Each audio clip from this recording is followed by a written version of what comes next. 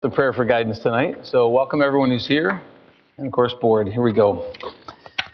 God, we're thankful that we're able to come before you tonight and do township business, weigh matters related to our fellow citizens. And I just pray for wisdom in doing that. I pray for insight. I pray for unity. I pray for just good questions, good thoughts as we process what we ought to do. Help us to do what we do, Lord, selflessly, for others, Lord, and for the good of others. Pray, God, as we move forward with different projects that are underway, Lord, you keep safe those that are working on those, and continue, Lord, pray to favor this township and protect it. Thank you for all that serve us so well in so many different capacities, Lord. What a blessing it is, Lord. Now tonight for our meeting, just ask your presence in this place. Let your peace be among us. In Christ's name, amen. Amen. For allegiance. I Pledge allegiance to the flag of the United States of America and to the republic for which it stands, one nation, under God, indivisible, with liberty and justice for all. You may be seated. All right, and the clerk, acknowledge the roll. Unless you'd like me to call roll, we are all present. All right, present. Item 5, approval of tonight's agenda. Is there a motion to approve? So moved. Support. Okay, any comments, questions? Hearing none, all in favor say aye. Aye. Any opposed? And our agenda is now passed.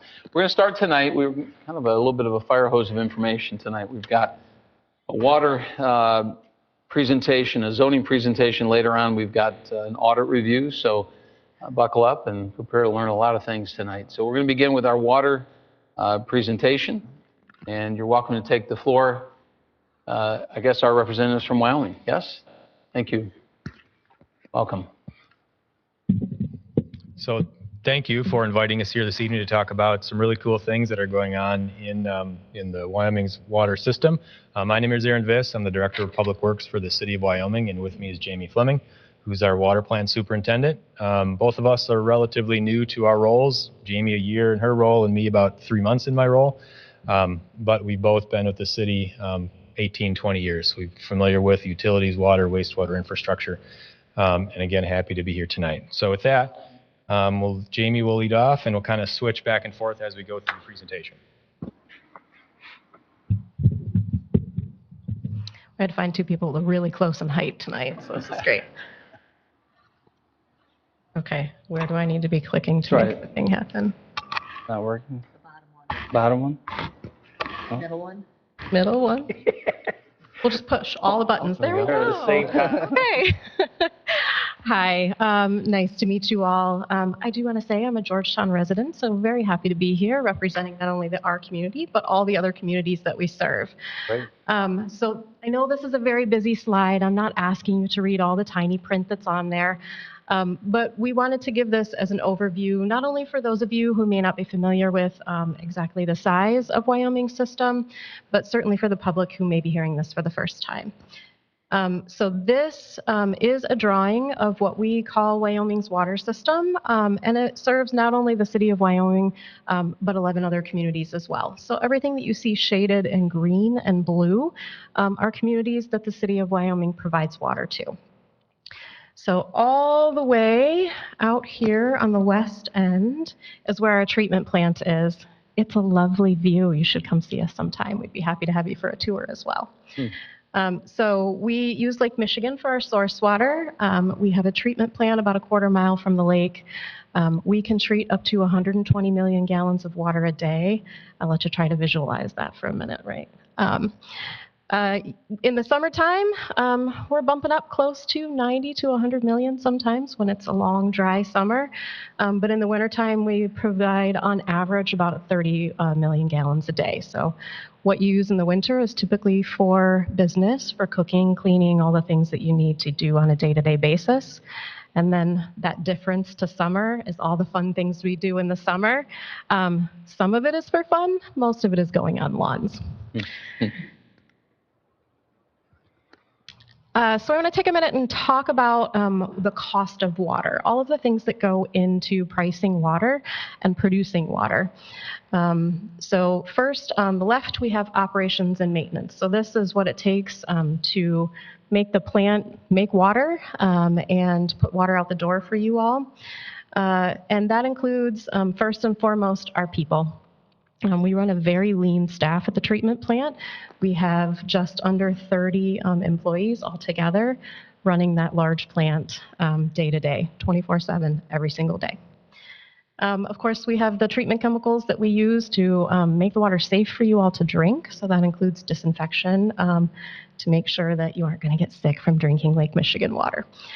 Energy, this is actually one of our biggest costs in the summertime. It costs a lot in energy to pump water out the door and get it out to the communities that need to use it. Equipment and building upkeep. We have a very robust laboratory. Those of you who may know me sitting in the audience know that I spent about 18 years working in the laboratory, and so it's near and dear to my heart. But what is very special about this is that we provide these services to all of the communities that we serve, not just Wyoming proper. Technology, as you can imagine, we produce massive amounts of data that we use to inform how we treat the water and how we provide it to other communities. So we use that on a day-to-day basis. And then we do spend a pretty significant chunk of change on fuel for backup power, especially as we get into the summer here and might have some storms.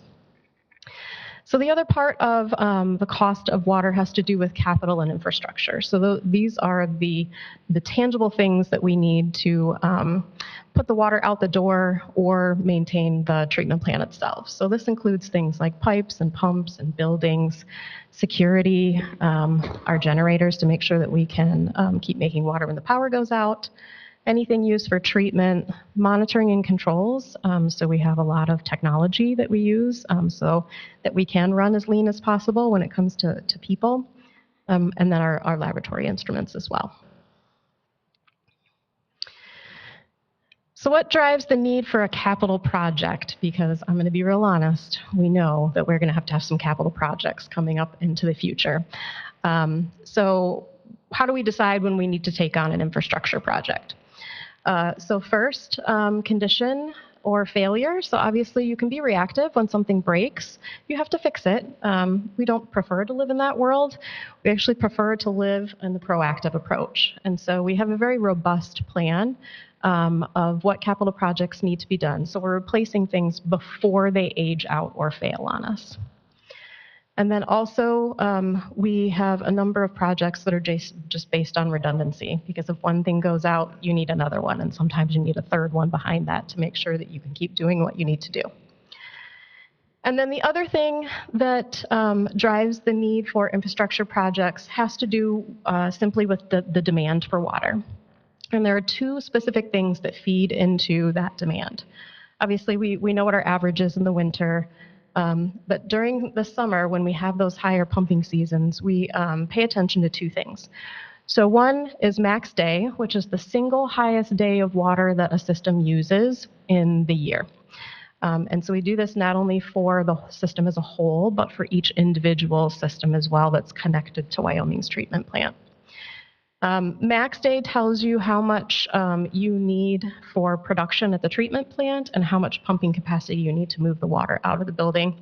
And then if you are a system that's receiving water, this max day tells us whether or not you need some extra pumping or maybe additional source of water. Peak hour is the single highest hour during the year of usage, and this determines how much storage you need in your distribution system and maybe some pumps to go along with that. This matters because this takes into account if all things go sideways, you have a large fire, you have high demand because it's summer, what is that peak hour going to look like? And so we want to build so that we can meet that in case we have an emergency need.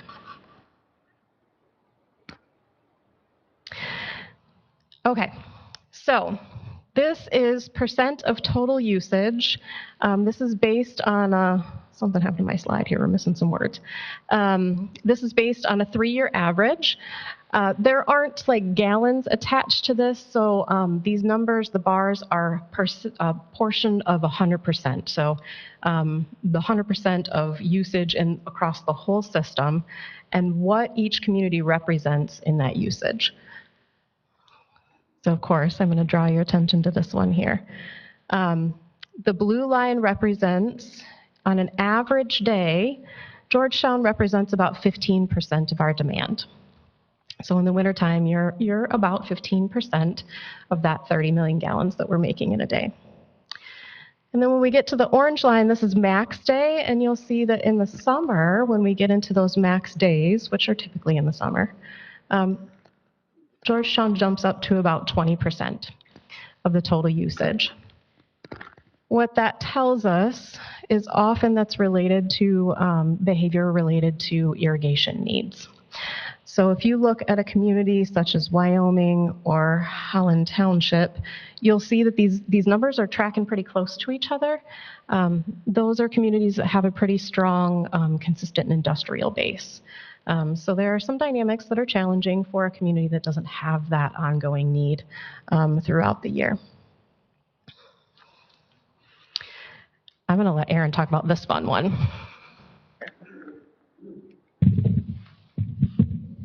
So this is a really busy slide, and the intent is not for you to memorize it. But this is a result of what we called a water reliability study that Wyoming commissioned Prine and Newhoff to do back in 2023. And it's not unlike any water system reliability study that Georgetown Township does. However, a couple of years ago, we asked Prine and Newhoff to really take a deeper dive and instead of just a superficial look, really look at our treatment plant, its capacity, and how it would need to expand as it relates to the growth of all of our wholesale customers. And so what I'd like to do is spend a minute or two and talk about some key takeaways from this. On the far left side, we have fiscal years starting from 2024 and going out about 20-ish years into 2046. That column immediately to the right of that is the projected max day demand of every wholesale community aggregated together. And so, in 2024, again, this was done in 2023, the projected max day was 90-ish million gallons. And if we go out a ways, we'll see that growth in 2046 predicted to be about 118 million gallons. To the right of that, in those colored columns, are really when we look at the water plant and the transmission mains, their capacity individually. And if you look at the top row, you'll see a number of 110 under the service, 130 under pretreatment, 120 under filtration, and 104 under the high service/transmission column. And those are all really close together when we look at the individual components of water treatment and what they can do as a capacity. And so as a Wyoming system, we've enjoyed a really long period of not having to worry about capacity at all. We have plenty of water, we can produce plenty of water, but unfortunately we're in a spot where all of the individual components' capacities are really, really close. And what that means is we need to spend a lot of money in a short period of time to increase those to account for the growth and demand that's going to happen in the area that Jamie talked about. The red highlighted column there is percent capacity of Wyoming system as a whole. And you'll know from your own system that once you start hitting about 80% capacity, the state of Michigan says you need to start looking at projects or do something to either reduce your demand or build something to reduce your percent capacity to below 80%. Once you hit 90%, you better have a project on the books and start working on something. And so you can see as you go through that red column that we are always above 80% until we get to about 2046. The columns to the right are really the big dollar items that relate to plant expansions. And you can see that they're phased in there. And if we total or sum them all up, we're talking in the next 20-ish years about $600 million. That's a big number. And if you look at really the biggest cost of that is the water plant expansion for $235 million, that if we follow this, we should start doing work, the study in 2034, but it really means that we need to start working on that today. And that's about it. And this is all today's dollars. So really, if you look at these projects in the next 10 or 12-ish years, if we don't do anything, if we continue the pathway we're going to be spending $400 million just on these alone. That does not include the $5 to $7, $8-ish million a year we spend on our projects just to keep systems going. That's pump improvements, generators, pipelines, repairs, all of that. So the message and takeaway here is that we enjoyed a long time period where we didn't have to invest in our system to expand. And unfortunately, we're at the point where we need to do something. And that something is going to cost us a lot of money. And we need to be really careful and prudent how we do that. And how we do that, I'll turn it over to Jamie. Wait a second. Are you suggesting that with those various construction phases over that 20-year period, it's just maintaining the capacity used percentage? That is, otherwise it would exceed Yes. the 100%? Correct. I mean, failure or whatever. Correct. So investing that amount of money still keeps you above the 80% range that you said you want to be under? We want to be under that, but it'll take us 20 or so years to even get under it, unless we do something else. So we have really two ways we can address it. One is we can invest millions of dollars into expanding the system. The other is changing our behavior patterns, which Jamie's going to talk a little bit about how we're going to provide everybody with the tools and how to do that. Because we put this slide together with the slide before that Jamie talked about. Georgetown on a max day uses about 20-ish%, 25-ish% of the water demand in our system. So you can take, again, round numbers, assume that 20-ish% of the costs of this cost are going to in some way, shape, or form be allocated to Georgetown.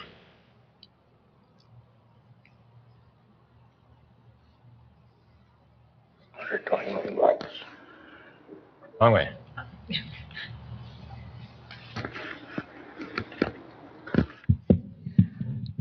Okay, so we know we threw some really big numbers at you, and what we want to do next is share how we're approaching this in a way that we're ensuring that the way that we're allocating costs are equitable. We also want to make sure that we have all the data that we need to not only inform the decisions that we're making, but also to provide you with some tools that you may be able to put in place, should you choose to have an impact on your usage, which translates directly into our need to make some infrastructure improvements.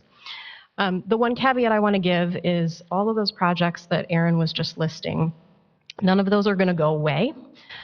Those are necessary. So the Wyoming system was born in the 1960s. Very, very visionary plan, right? For someone in Wyoming to say, hey, there's a big lake out there, it's got a lot of water. And if we go out there, use that as a source and invite the communities in between to join us in a area-wide system, it provides a lot of economy of scale, right? So each individual community doesn't have to have their own treatment plant. There have been some expansions over the years. The most recent one, we essentially doubled the footprint of our treatment plant in about 2011. So we've done some things along the way, but the growth, especially in the Ottawa County end of the system, we know Ottawa County is the fastest growing county in the state, right? So great problem to have. It just means that we have to do some additional things to make sure that people have the water that they need. So one of the things that we are undertaking in this year is what we're calling an optimization study. It's a fun word. I don't know, came up along the way, but this was just a good one to assign to it. And this study is going to do a few things for us. So we've engaged, Fishbeck is the contractor or the consultant firm that's working on this for us. And they are taking a look at data from each individual system that's connected to the area-wide system. They're looking at operational data from the treatment plant itself, usage patterns, all of those kinds of things to help us understand really where the drivers for those max day and peak hour demands are. What's causing those? Where's the intensity of that coming from? What could we do? You'll see the second bullet point there to potentially impact those usage patterns that may allow us to, as I said, not stop having to do those projects, but maybe to space them out in time a little bit. So if we could buy ourselves some years with changing some patterns of usage, that's great, right? That's dollars in people's pockets in the meantime. So one of the things that we are looking at is optimizing not only our own pumping, storage, how we operate the treatment plant, but also taking a look at each of the communities. So we have water models from each of the communities that we've put together into one large one so that we can see really where the usage patterns are. And it may turn out that we can find some smaller dollar infrastructure projects that would buy us some time for needing to do those really high dollar projects. And if we can do that, we'd love to be able to use that as a strategy. They'll also give us some information on things like, we call them administrative strategies. Really, it just means, can we do some maybe odd even sprinkling encouragement, those kinds of things. That's at the community level, that would be your decision to make. But we'll get some information about, the likelihood that that would actually have an impact on infrastructure dollars. And then, of course, the very bottom point there is really the whole need here for this data is to really inform how we allocate costs, to make sure that the costs are being shared in a way that's representative of the actual usage in each community. And then you'll see in the tiny print, we're going to get a water model that represents all of the communities. I'm just geeking out on this right now. Y'all don't have to know what that is. Just know that it's super exciting because it's something we don't have right now. Okay, obligatory water pun. What are we up to? So I know it's bad. You got to have at least one. You got to have at least one. Although I think you did a good job with like fire hose or something that was going to be a lot of information. So, so going to take a little sidetrack and just kind of tell you about the things that we currently have going on right now and within the next year. So many of you that have been around for a bit have heard us talking about the third transmission main. So we have 2 main pipes that serve water to all the communities along the way. We're adding a third one that is absolutely driven by demand needs. So the first phase of that will get us to about 96th Street, and then there are 2 more phases that come after that for us to get all the way into the Kent County end of the system. Along with that comes it's called a surge suppression system. So if you've ever opened up your bathtub and slammed it shut really quick, you can hear your pipes kind of make some clunking sound. So that's what happens in your water system too when you open things up or close things. That pipes don't like that. So we're putting a system in place as identified by our engineers to make sure that as we bring this new transmission main on board that those things won't happen. Go back one step. That third transmission main, is that running from Lake Michigan, or you're saying coming from Wyoming toward these various communities? Oh, great question. No, it starts at the treatment plant. In Holland or in? In Holland. All right, yep. Yep, and it will extend all the way to the Kent County end, which essentially is Wyoming, Kentwood, Byron Gaines area. It's going to be done in 3 chunks. The first chunk is at the Ottawa County end of things. One, it's connected to the plant, so we would want to start there, but it also actually serves kind of a practical need in that the biggest demand is on this end of the system, and so it helps us be able to deliver more water to the Ottawa County customers. Just real quickly, so the water comes from your treatment plant all the way to Wyoming and back to these communities? No. Okay, along the way. Along the way. I want to make sure. Yes.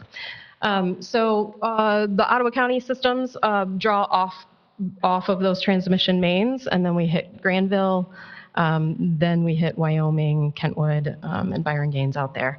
Although Georgetown does have a very small area that's in Kent County. It's kind of right on the Kennewa border, and that water does actually make a really long trip and come all the way back around to those homes. I have a question. Yeah. So is there surge suppression on any of the other water lines coming from Lake Michigan yet? Not in the way that we have it now, that this will provide for us. And the reason I ask is because I've been following this now for 2 years. Pat's been filling us in because I'm on the Utilities Committee. And I look at the cost for surge suppression. I'm like, we haven't had to do it before. Why are we doing it now? Why are we spending millions of dollars on this? And I know there's an engineer. I deal with engineers. And I know they come up with all these great ideas. I'm like, you don't have it on the 5-foot line, Grand Rapids down Fillmore. I watched them put that in. And I'm like, now we're doing it because somebody said we should. Yes. And that adds a lot of expense to this pipeline. And that's why I'm always curious.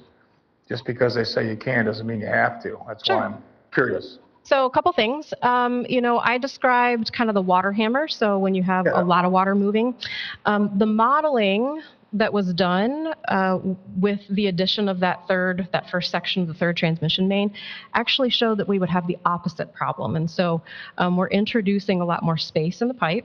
And there are areas that would actually experience low to no pressure under certain operational conditions. And so that in and of itself is really problematic, not only for just that section of pipe, for any community that's attached to a place that's had a low pressure event. So we want to make sure that that isn't happening, because low pressure events are actually a water quality potential contamination issue. So we want to make sure they're not having that happening. It also will give us, so I spoke about the other two transmission mains that we have. One is a 54-inch pipe and one is a 42-inch pipe. We have had some breaks along that 42-inch transmission main over the last 5 years. That's, a couple $100,000 every time that happens. So if you can put a system in place by investing, I know a few million sounds like a lot. It is. You're talking, we can fix a pipe for $300,000, but let's put $11 million suppression system in. I'm like, okay, so you got to fix a pipe now and then. You're still money ahead. I mean, these suppressions are, I looked at the numbers. I've seen them all, and it's very expensive. Like, we haven't done this in the past. Now we're doing it, and I can't get my arms around that, because I'm like, we haven't done it on any of the water lines, and now some engineer comes and goes, we got to spend this kind of money on this. And I'm like, I don't get it. And don't feel bad. I question engineers a lot. That's what I do. I'm in construction, and Pat knows me. Pat's smiling right now going, yeah, I've dealt with him. But I'm just asking the question, because I just don't, I dealt with these guys. Yeah, we should be doing this. Like, why? Well, because we did a model. Well, we have a model. We have a 5-foot transmission line to Grand Rapids down Fillmore. They don't have them. And they don't seem to have a problem. So why do you say we have a pressure problem now? Are we changing the pumps, or? Dynamics are different across all systems. So I'll start there. Just because Grand Rapids functions in a given way doesn't mean that we will. Okay. Part of that has to do with hydraulics. It has to do with demand. It has to do with pipe size. It has to do with treatment plant dynamics and pumping. Some of it has to do with the usage and demand. I understand you may not agree with an engineer's assessment, but we took a very long look at this. And in fact, we ended up with the surge suppression system as an option to avoid some other more costly options. So this was the trade-off between the two. I do understand what you're saying about, you have a water main break and you're going to fix it, but if we can avoid it, so if we've had a couple $100,000 over just the last 5 years, we're 5 to 10% of the way there of building the system that would help us avoid those kinds of situations. So not only the cost itself, but every time a transmission main breaks, we have to take it out of service. And so if you think back to the summer of 2020, in July, August, when we asked people, hey, we need you to cut back on sprinkling and irrigating and all of these kinds of things, it's because we had a break on one of those transmission mains, and we could not keep up with demand. And so the more we can avoid a break where we have to interrupt service or ask people to really change how they're behaving, or avoid investing money that we wouldn't have to invest otherwise, that's where we made the value judgment of the trade-off here. Other questions before I move on? Well, our portion for 20%, are we looking at in 20 years about $120 million that we'll probably have to kick in? So those are round numbers. Our Wyoming's contract is with Ottawa County, and Pat has his relationships and contracts he has with you individually. But in the new contract model, it's based, as is the old one, it's based on your average day and max day flows, and the proportional costs are based on that. So can I give you a per dollar amount? No. The intent of this is round number to show you, hey, here's the hundreds of millions of dollars we're going to be spending. Here are the percentages we're talking about. So conceptually, this is what we're looking at. But it would be a ballpark figure. There would be something over 100,000, probably 100 million. Pardon me. Out of the 600 million, yeah. If we're 20%. That's just with those projects, right? Right. In any given year, we have, again, 5 to 7, 8-ish million This on looks top like, of that. and I'm saying this in a positive way, but it looks like the biggest financial challenge this township has ever faced. But it's for all of us. We're all kind of in the same boat. Well, I think, and we'll talk about this in a couple of slides when you go through the rate overview, but, we're a regional system. We serve 250,000 people, right? And Jamie talked about the founding fathers, if you will, that understood the benefits of that. And we're continuing that, right? Understanding that there are growing communities, stable communities, but at the end of the day, we all work here, we all live here, we all play here, and we all have to, do our part to help each other out. So this is, we're at capacity, Yep. We have to do something. It's not like we can just ignore it and kick the can. This is where we're at. I wish we had a newspaper here right now that this would get out, because this is going to be a shock for everyone in our community, all of our communities. But you're doing a wonderful job. Yeah, thank you. Thank you.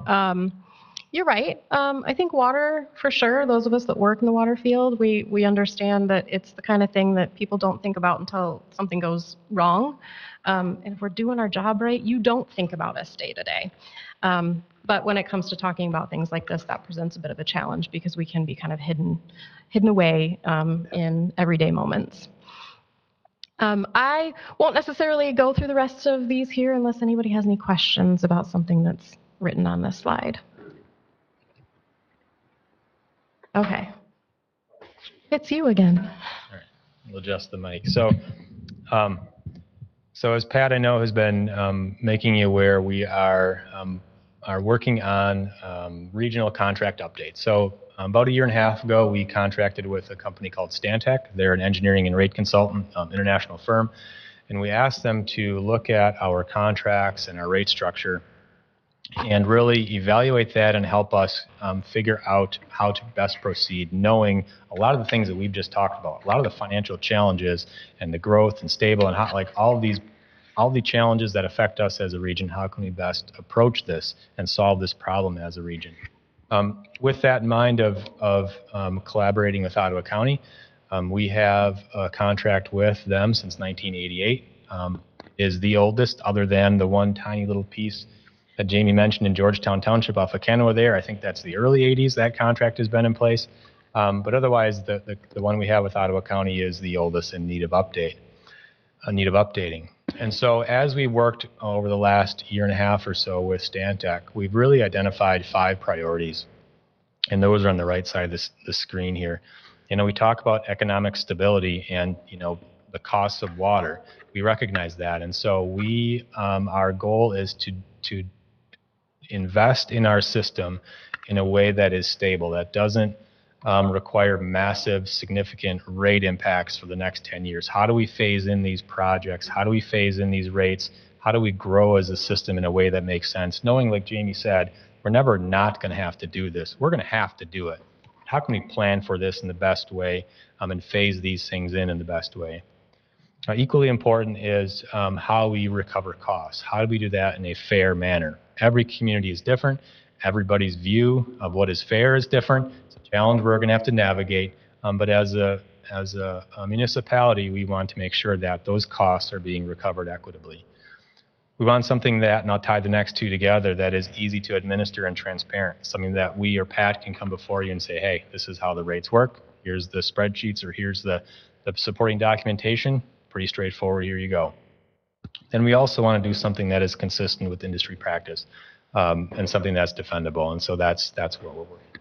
You mentioned equitable and cost recovery. Would that mean that Howland Township and Wyoming would pay more than we will pay just by virtue of usage? Is that right? Correct. Wyoming doesn't get some sort of discount because they quote unquote own it, or? No, we can't. By Michigan law, we can't make a profit on it. So Yeah. we sell you for the cost of what it is. Okay. All right. And if there's a capital infrastructure need that maybe pertains to, say, Jamestown alone or Howland Township, do we avoid that participation in that instance versus if it's let's say after their water meter and specific to their system, then yes, we avoid it. If it's on the transmission mains or at the water plant, then it's something that we would all share in the cost of.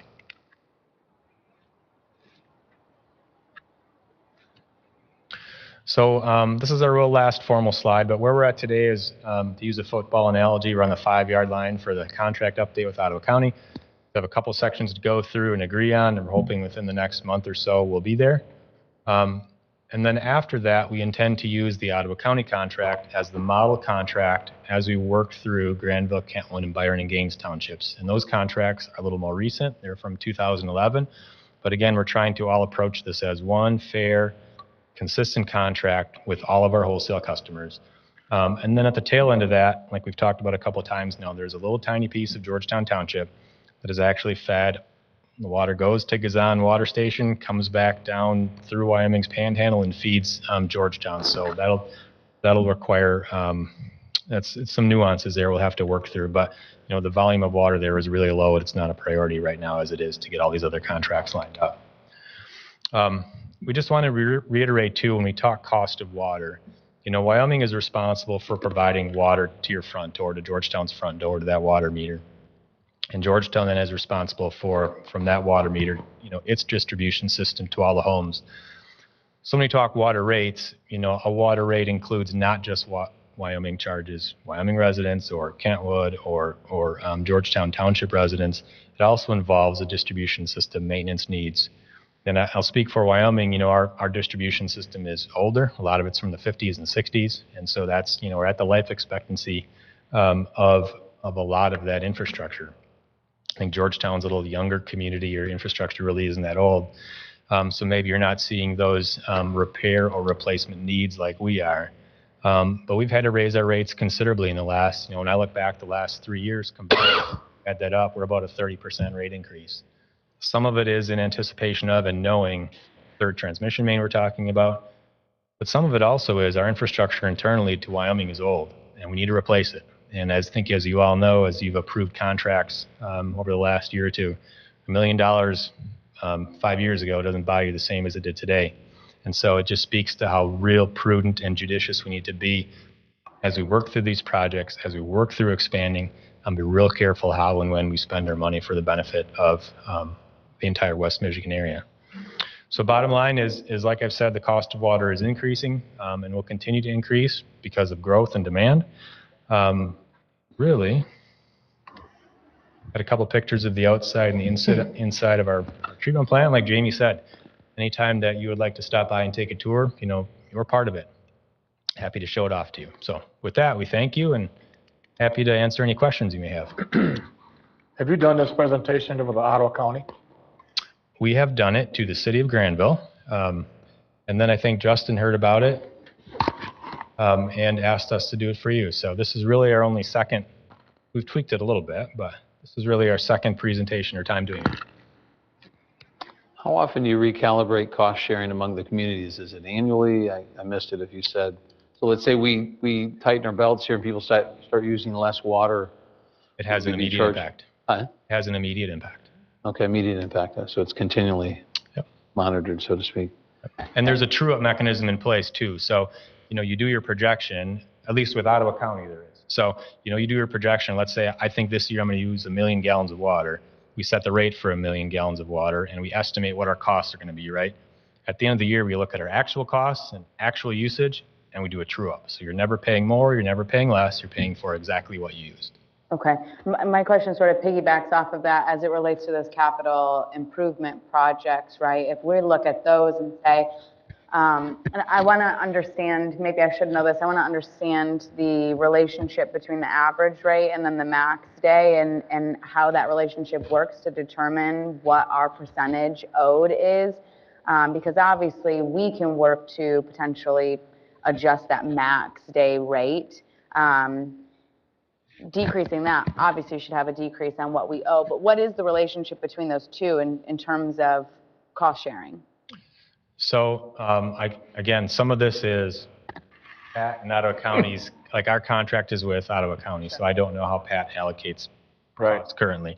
But in the new paradigm, I can't tell you exactly specifically, but what I can tell you is that your maximum day has a significant impact on the capital component of your water rates. Mm-hmm. So if you reduce your maximum day, your capital contribution will go down.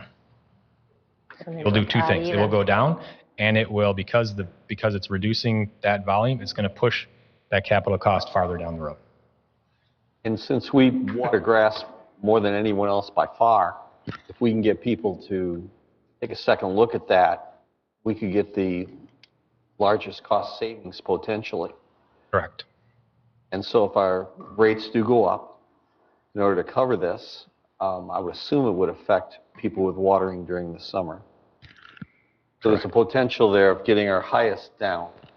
Correct. And I'll go into the weeds a little bit with the new paradigm rate model. So the old paradigm, you essentially bought a fixed capacity. Like, I'm going to use this. I'm going to say I'm going to use this no matter what. I got to pay for it. The new paradigm, what we're saying is, okay, we recognize that we can control behavior patterns. And we also need to recognize that new industries could move into town requiring more water. Industries could move out requiring less water.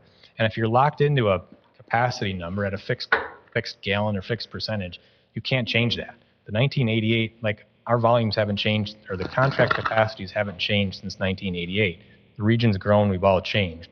The new paradigm says, okay, let's look at and adjust these on some sort of frequency. So if an industry moves in and we need more water, they should pay for it. That community should pay for it. And so the rates will reflect that. If a big industry moves out, your rates will go down proportionally because of it. Or if you have put in a or educational component, or if you change a behavior in some way where your max day is reduced, then your rates will go down because of it. Again, I can't tell you to the nearest dollar what's going to happen, but the theory and philosophy behind the new paradigm rate structure is just that, to reward communities that put in changes or put in storage or do whatever they need to do. Also address this growth, stable, industries moving in and out, all these different behavior patterns or different changes that West Michigan goes through.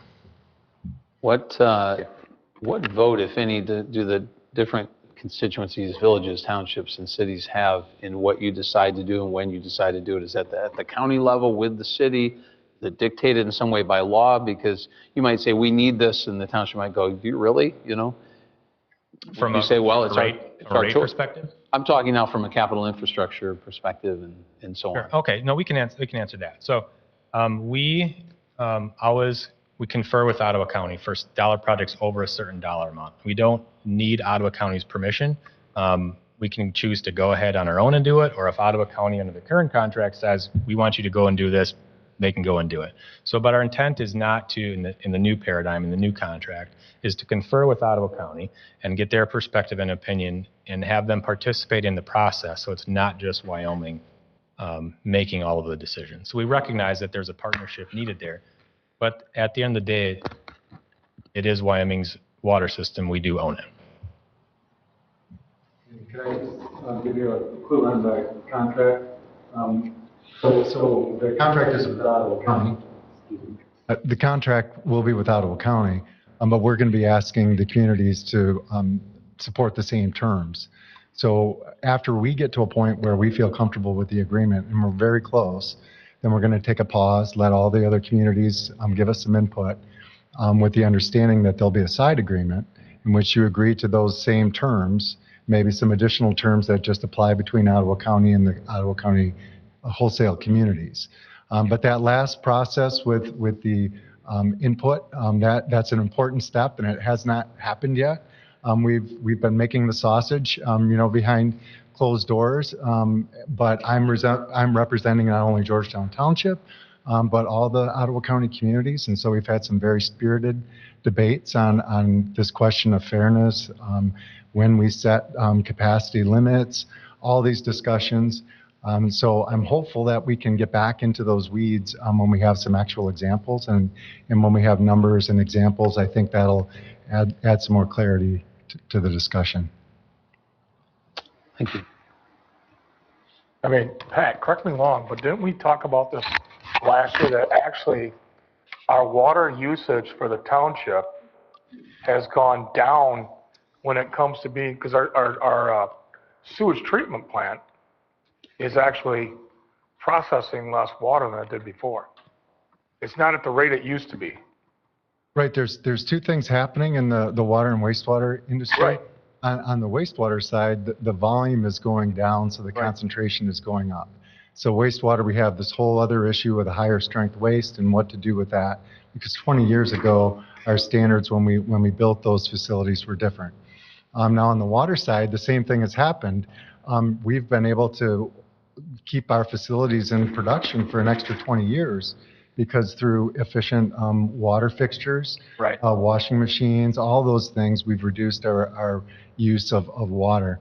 But unfortunately, both of those things are kind of hitting at the same time. Well, I guess my point is that I see our water usage, it's actually extra curriculum. You want to you're sprinkling your yard, you're spending money washing your car, doing all the things you want to do. But it's not a need, all right? So our water needs have gone down because we know that how it reflects the Granville sewage treatment plant.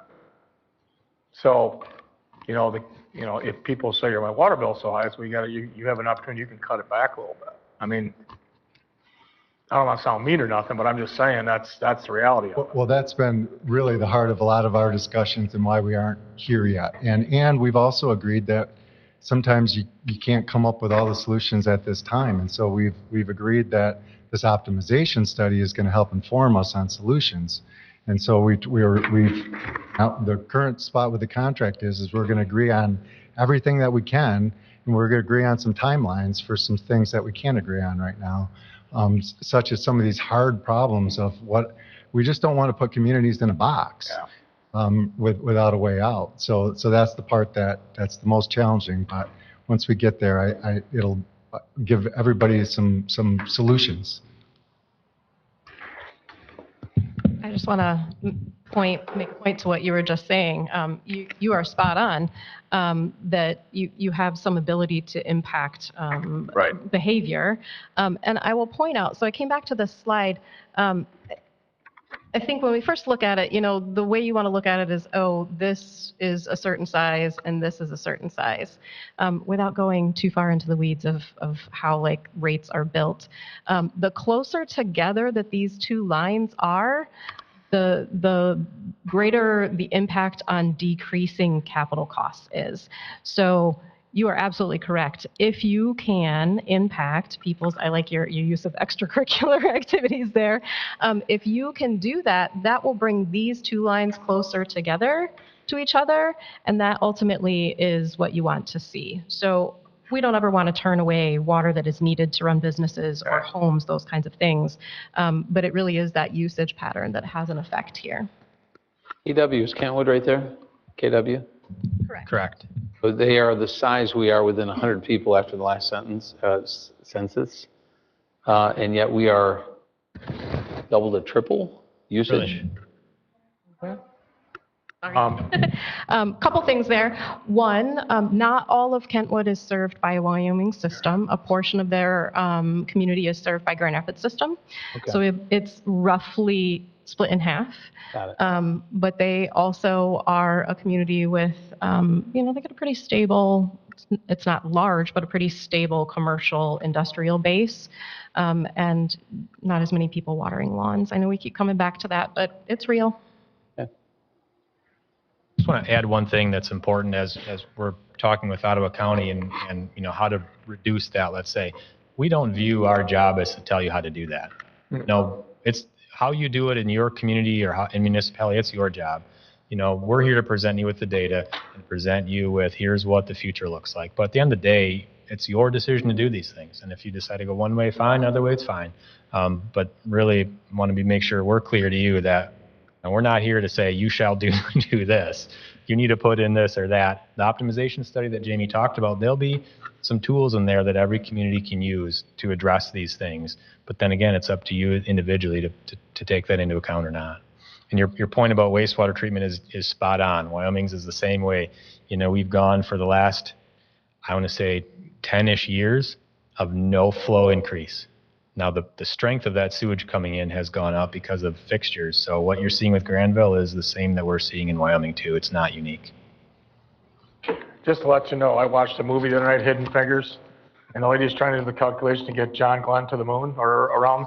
It's kind of like watching these numbers. I've been at this for almost 2 years now with Pat. It's the same thing, isn't it, John? You're like, I got another report again from Babinski. I'm like, what in the world? So if you wonder why it's taken so long to figure this contract out, I kid you not, these numbers have gone every which way. The structure, our own water system, we have the same thing where Our water system's 15 years behind yours. We see things coming. You know, I sit with Joe, we talk, and so, I mean, I get it, but I also go, wow, it's a lot of money, and then that number just keeps moving all the time. I mean, I don't know if you guys even got firm costs on it yet. I mean, I'm almost ready to sign on to the 660 million and let you guys take the chance where it's going to go. Because if it goes to $1 billion, you lost 400 million. What do you think? Want to take this bet? I'm in. All right, I got my finance guy in. We're good to go. Yeah. Pat's laughing. He goes, I retired in 6 months. How many end users? How many households? How many businesses in all those communities combined? We know it's about 250,000 people, 250,000 people, but to put the number of businesses or households or connections, I don't know. I know Wyoming, we've got a population of 80,000. So we've got, I'll say 23,000 service connections, about 3,000 to 4,000 of that is industrial commercial. So to kind of give you an idea from a population to connection ratio, that's where we're at. Do you feel this should have been started earlier? I feel like we're up against the wall all of a sudden, and I just am curious about that. I mean, I get it. You can always look back and play Monday morning quarterback, but I just feel like we're all of a sudden, hey, we're at 104 million. We got to do something. You know, neither Jamie and I were around 10 years ago, really in these roles when these decisions were made. But I think, you know, like we've talked about, you look at the exponential growth that's happened here. And really, it's kind of a result of that. It's also a result of, you know, the first phase of the third transmission main. Really, we had planned to start the second intake back in 2015. And Eagle came in 2017, the state, and they said, nope, you need to start working on the first phase or the third transmission main. And it took us about 6 years just to get easements for that. So that took us a lot longer than we thought. We knew before this reliability study that, you know, we had transmission main coming in 3 phases and we had the second intake. Honestly, on our horizon was not expansion of the water plant for $235 million. That was real eye-opening for us. And that's really the number and the timeline for that is what we're focusing on to, as much as we can, push that down the road, because it is a huge and will be a huge rate impact on top of these other projects that we can't ignore too. What's your timeline right now? So that timeline is within the next 20 years. But again, we're working with the optimization study within the contract to figure out how we can best phase these in so the financial impacts aren't as significant. So we know at this point we're going to need to do the second intake. That's projected to start. I mean, we're working on it. We have been working on it since 2015. That will start 2028. We later this fall, early next year, we'll start on the second phase of the third transmission main by acquiring easements, doing a route optimization study to make sure we know where it's going to go, and then we'll move. You know, it'll happen early. When will you do the bond? What was that? When will you do the bond For this project? the first phase? When do you start bonding for the first phase already? We have. You have already? Okay. We bonded last August. Okay. Okay. When Pat first started working with us, he had dark hair. I just mentioned. I had hair. actually knew Pat back then. This might sound a little bit crazy, but, you know, is the assumption just like Michigan's such a gigantic body of water, no worries, we can just keep pumping water at whatever rate we please all day long? I mean, I think so for me, you know, Gary mentioned, he has a lot of investment into our utility system, and he's in construction for me, right? I'm in land development, and I think through, well, you know, you tell too many people they can't water their lawns, and what's their reaction going to be? Well, shoot, I'll just put up a sport court or a bigger concrete driveway or whatever. And I'm thinking through the reality in which if I couldn't water a lawn and keep a lawn green, I might be significantly changing the recharge rate of the groundwater by not having large grassy areas. And I don't know, maybe that's minuscule in the scheme of things, but I guess that's where can we just keep pumping from Lake Michigan, no questions asked? I mean, not infinitely, but what we can say is, you know, Lake Michigan is fed by Grand River, right? And so our wastewater treatment plants feed back into that.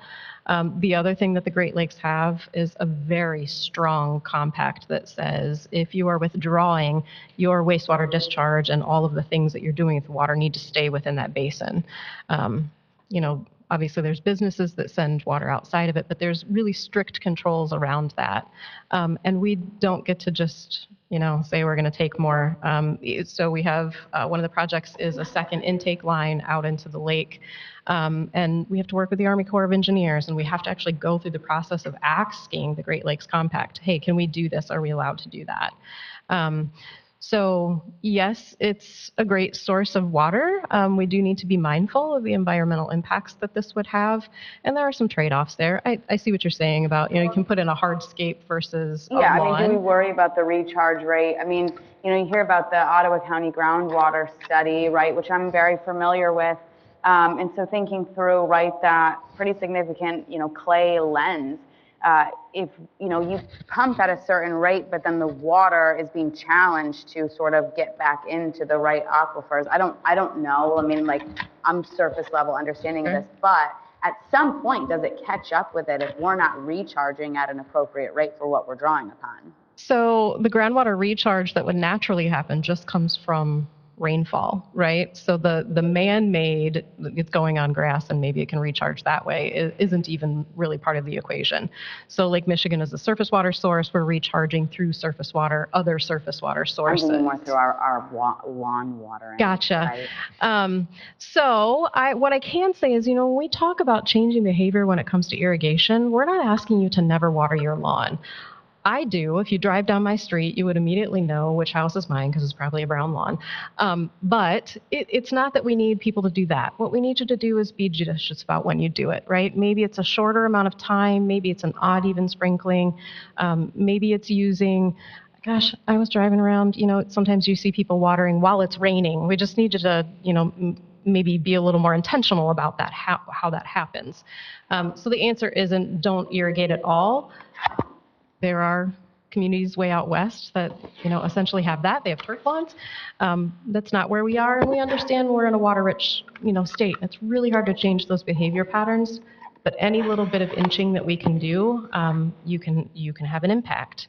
And like Aaron was saying, we're not here to tell you what you have to do in your community. We're just trying to give you the information so that you have tools to decide how you want to approach these things. You can pick up those tools, you can set them down, you can walk away altogether, but we want to provide you with that information. Well, thank you. Appreciate your presentation. Is Justin able to send these slides to us? Yep. Yeah, I'd like a set of these for the Utilities Committee just to look over. So thanks for scheduling this. Thank you. Yeah. Thank you so much. It's big. Are you staying for the Utilities Committee? Yeah. They're going to run right out this door, aren't they? They're like, oh, dude, that guy's on the committee. We're out of here. And there they go. Tell Pat, don't tell him I don't bite. I just have a lot of questions. That's just who I am. Mm-hmm. You give.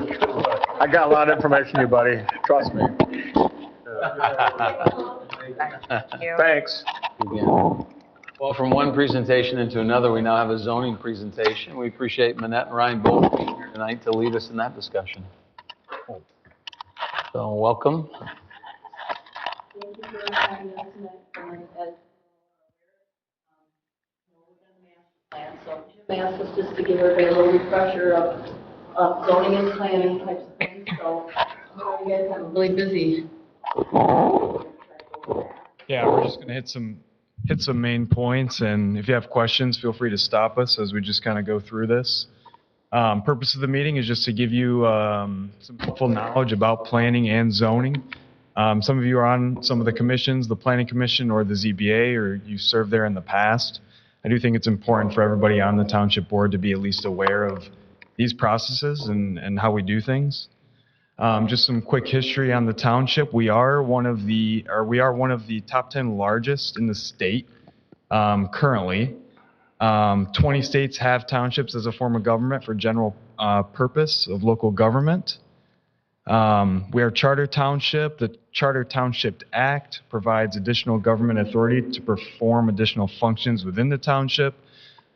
This just gives some information about how charter townships operate It does authorize the township board to levy up to 5 mills for township purposes, gives the township the ability to regulate the construction of buildings so that you can take care of the health, safety, and welfare of the community, the conduct of different kinds of businesses that operate within the township, and protect the public peace, health, and safety of everybody in the township.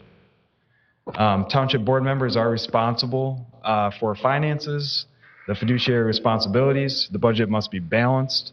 Officials are responsible for protecting township assets.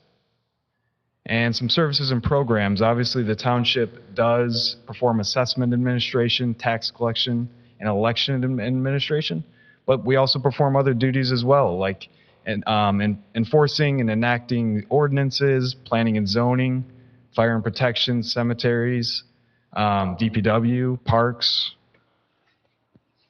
Just a outline of our existing sanitary sewer and public water systems and some maps. You can always come into the office and take a look at these. Along that line too as well, next Monday night we have their joint meeting, and we have Joel who's going to come to our meeting and give us a little brief presentation about the water and sewer. Joel's going to lead the meeting, is that what you said? Beautification and renovation have always been goals of the township board. A lot of the buildings that we have here are beautiful. Some of the signs we have, obviously the Veterans Memorial, our parks. So what is zoning? Zoning is the balancing of the rights of the individual with the community. So everybody has things that they want to do with their house, with their home, or their business. But it's also about protecting our entire community so that we don't create nuisances for other people. Everybody can enjoy their property equally. When no ordinances are in effect, these are photos directly from Manette on some of her trips and vacations. I mean, this is what happens. So a lot of our ordinances protect against things like this. Okay, so now we're going to get down to the nuts and bolts of this. This is information for you to know as we work through the master plan. So planning and zoning are the basis for the regulations used by township staff, the township board, planning commission, and ZBA when making decisions about developments within the township. Oops, wrong way. Okay, zoning is the public regulation of land use, protects property values, natural resources, prevents nuisances, ensures land use compatibility, prevents overcrowding, and prevents overuse of land, balances the rights of the individual with the rights of the community, regulates development in an orderly and pre-planned way, and this is real important, that decisions can be made through the use of standards. So this is really important for the master plan. When we do our reviews for any of the boards and commissions, when we help a resident who comes in or a developer, we use the ordinances that the board enacts, and we use the master plan that both the planning commission and the board will adopt. Planning is the creation of the vision for the future development of the township through the formulation, adoption, and maintenance of the master plan. And it's the process about thinking of and organizing activities required to achieve that goal, which is what we are right now going to be going through. We don't just make this stuff up and decide what we're going to do. We have the authority to do this through state laws. So we have to follow these state laws. So we have the authority to plan and zone through these two acts, which are constantly being amended.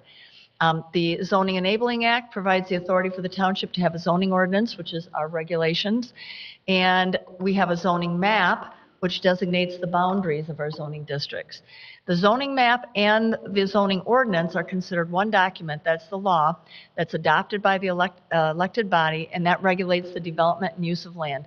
Planning Commission researches, discusses, holds public hearing, makes recommendation to the board, and then the board is the actual body that adopts the ordinances. And also, this act also establishes the Zoning Board of Appeals and details its powers and prescribes the powers and duties of certain officials, for example, the zoning administrator. The Planning Enabling Act provides the authority for the township to create, adopt, and maintain a master plan, provides the authority for the township to have a planning commission, and provides special zoning provisions. So here's a comparison between the master plan and the future land use map and the zoning ordinance and our zoning map.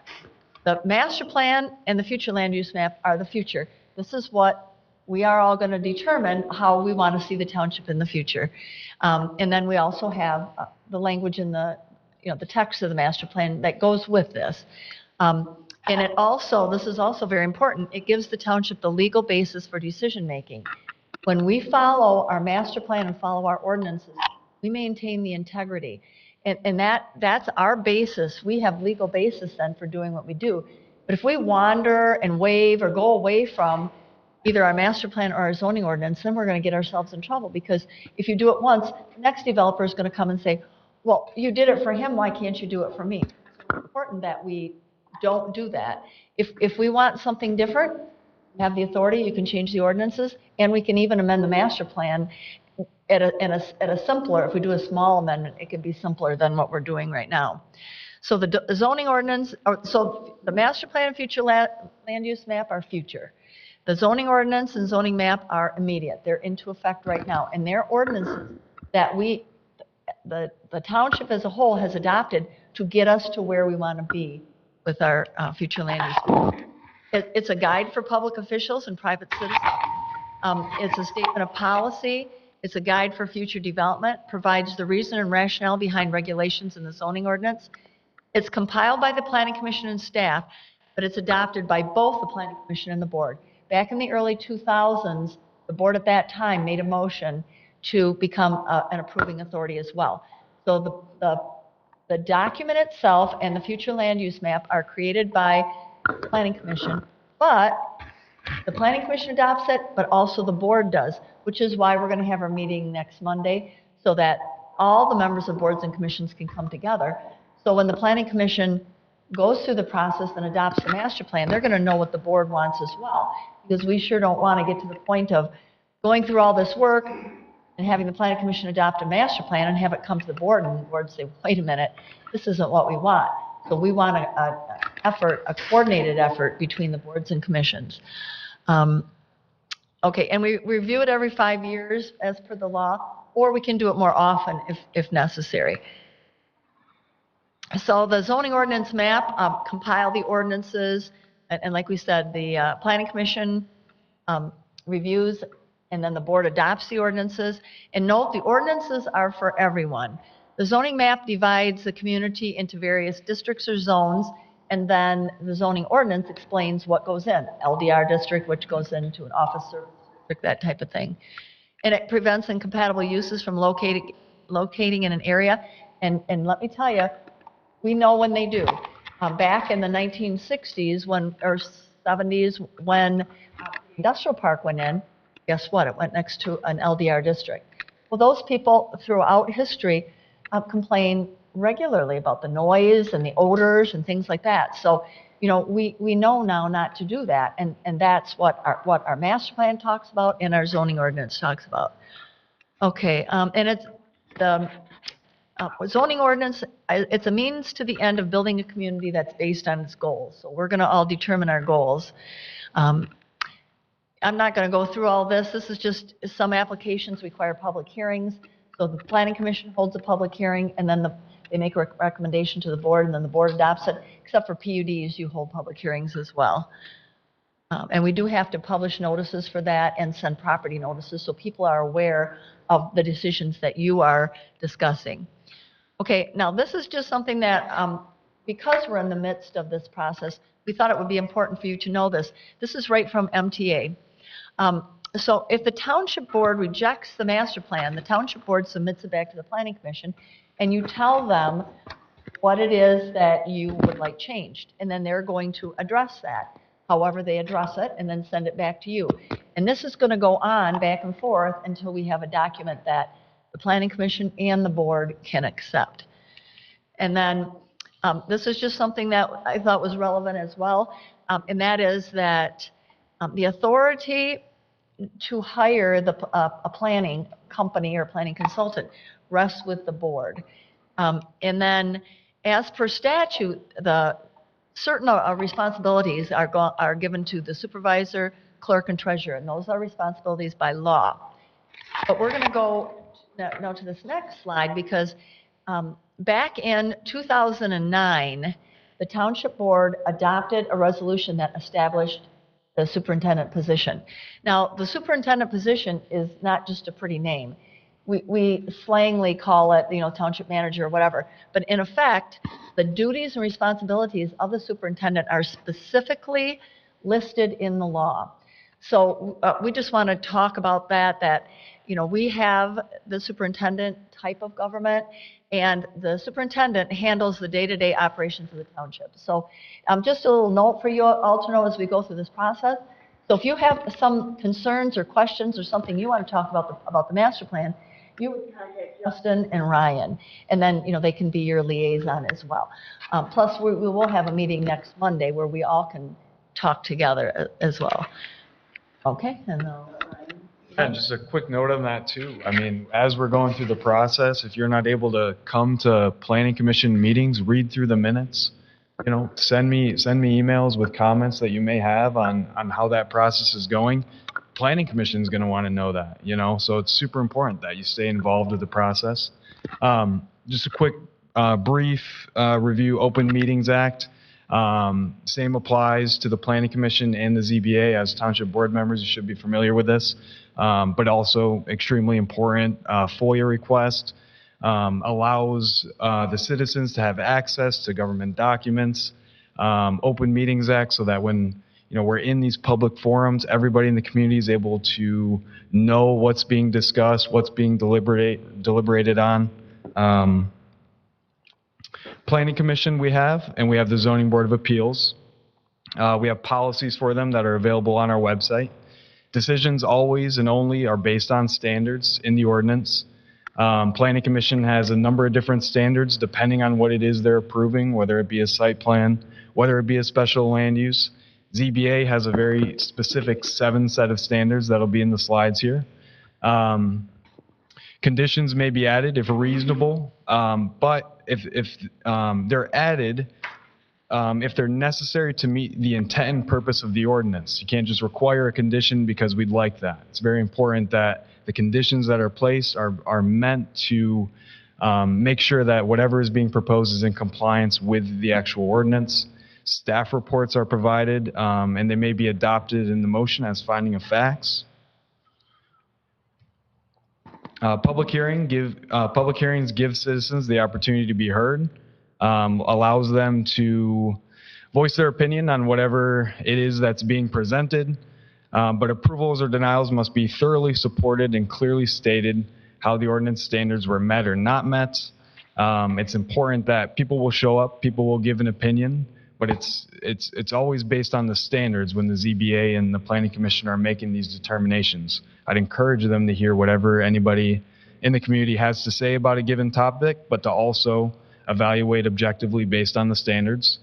Note that board members only hear from people who are unhappy with the denial, not from those who are happy with the denial. Very common thing. You might get, people upset at you, complaining about something that happened. It's important to keep in mind that there's also probably people that are happy with the decision, and in that case, they're not going to necessarily track you down and get a hold of you about it.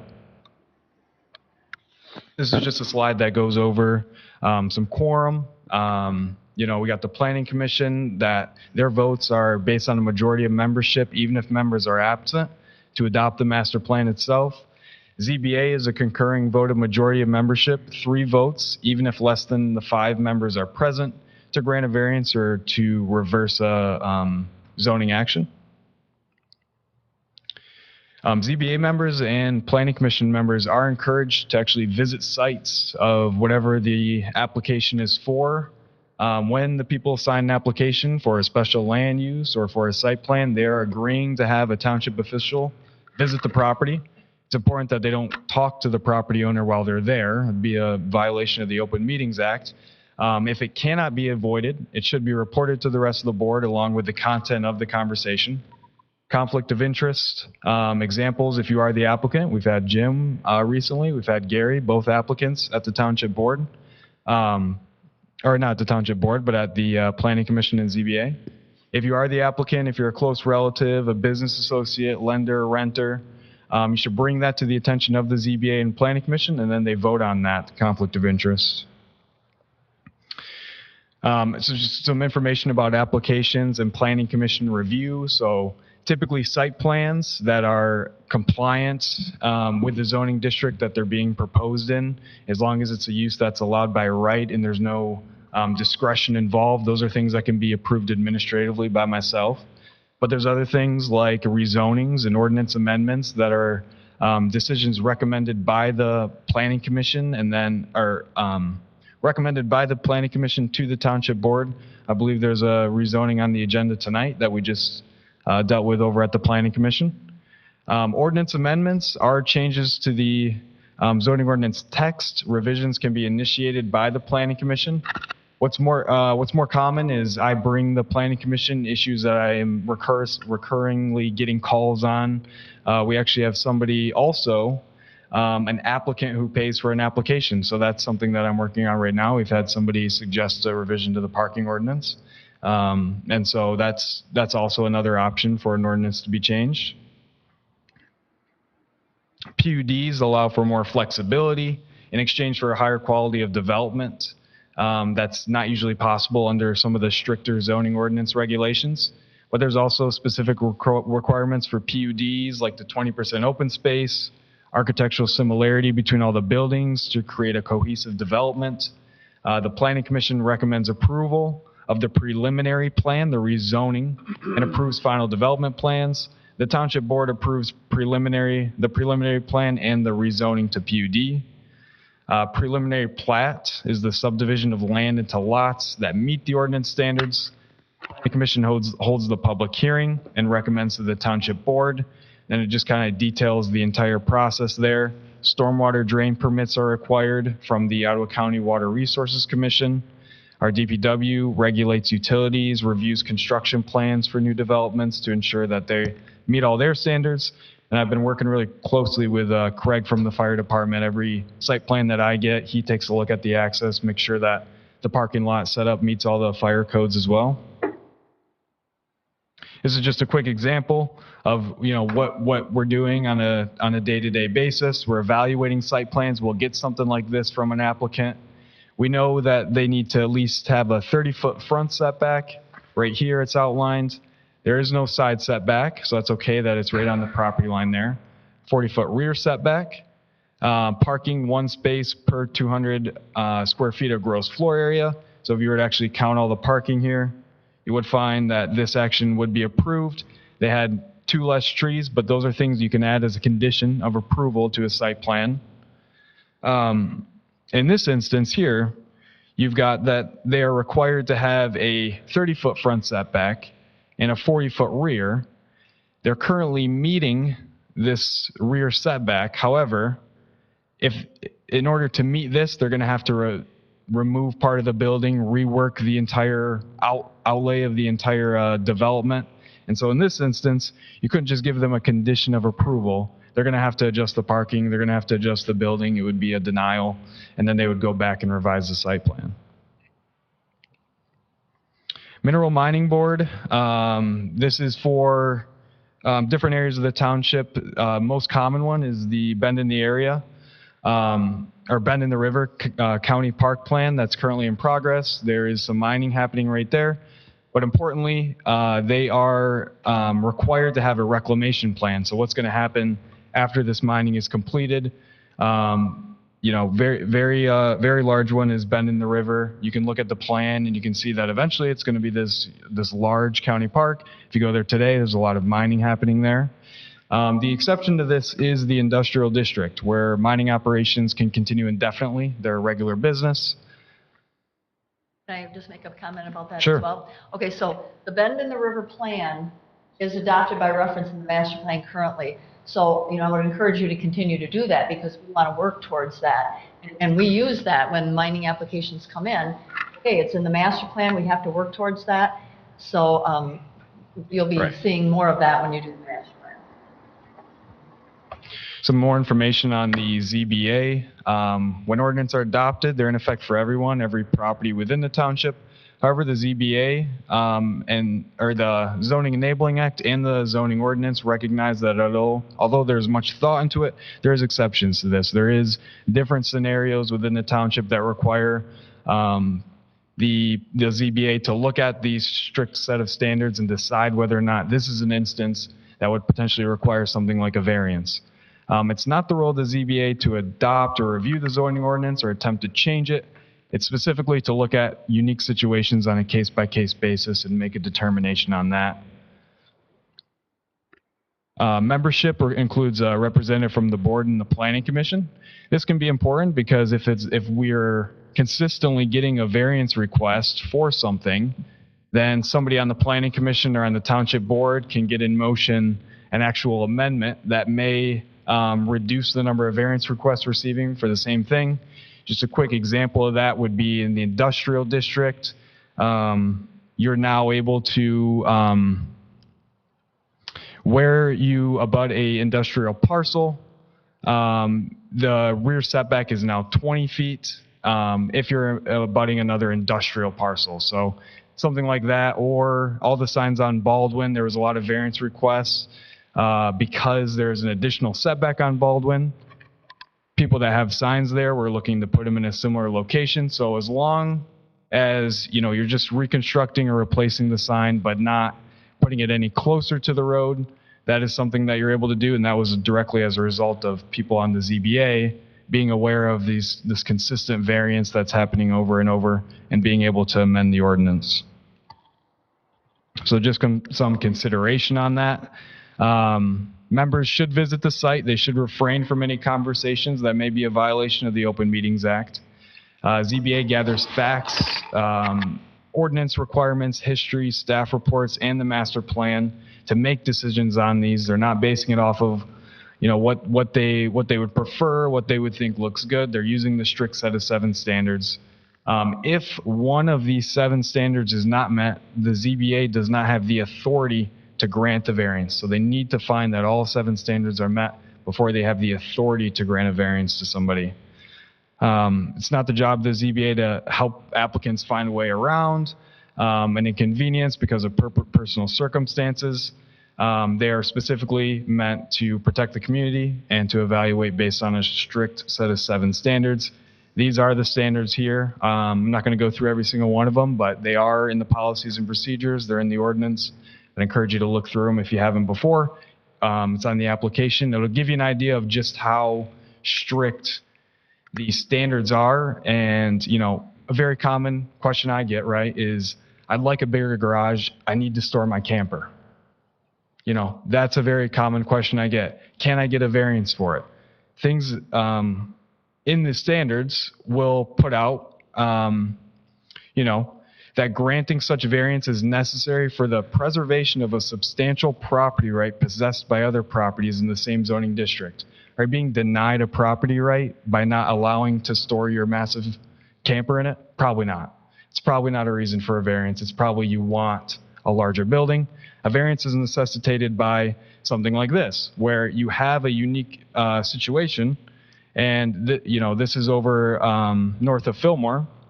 And this was a real situation where technically, you know, you're not able to have a accessory building in your rear yard, but if you've got a house right here and you've got ravines behind you and you've got this only, you know, piece of area where you could potentially put a house on, that may be a legitimate reason for a variance because, you know, you do not have the ability to even construct an accessory building like other neighboring properties in your community may have.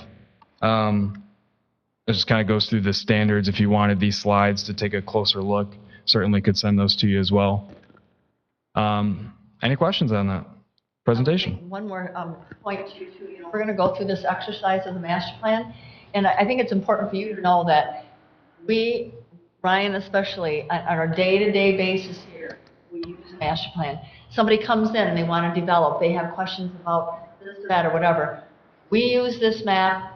We use the text in the master plan. So even though it just might seem like you're going through this exercise, you know that whatever ends up in that master plan is what we are going to use daily when people come in and want to develop. Mm-hmm.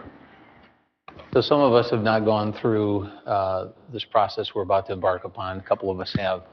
Monday night's meeting has been traditional to kick off with a joint meeting. I think it's good to, you know, we don't see the ZBA or the Planning Commission very often, and to sit together all in one meeting is kind of a unique event.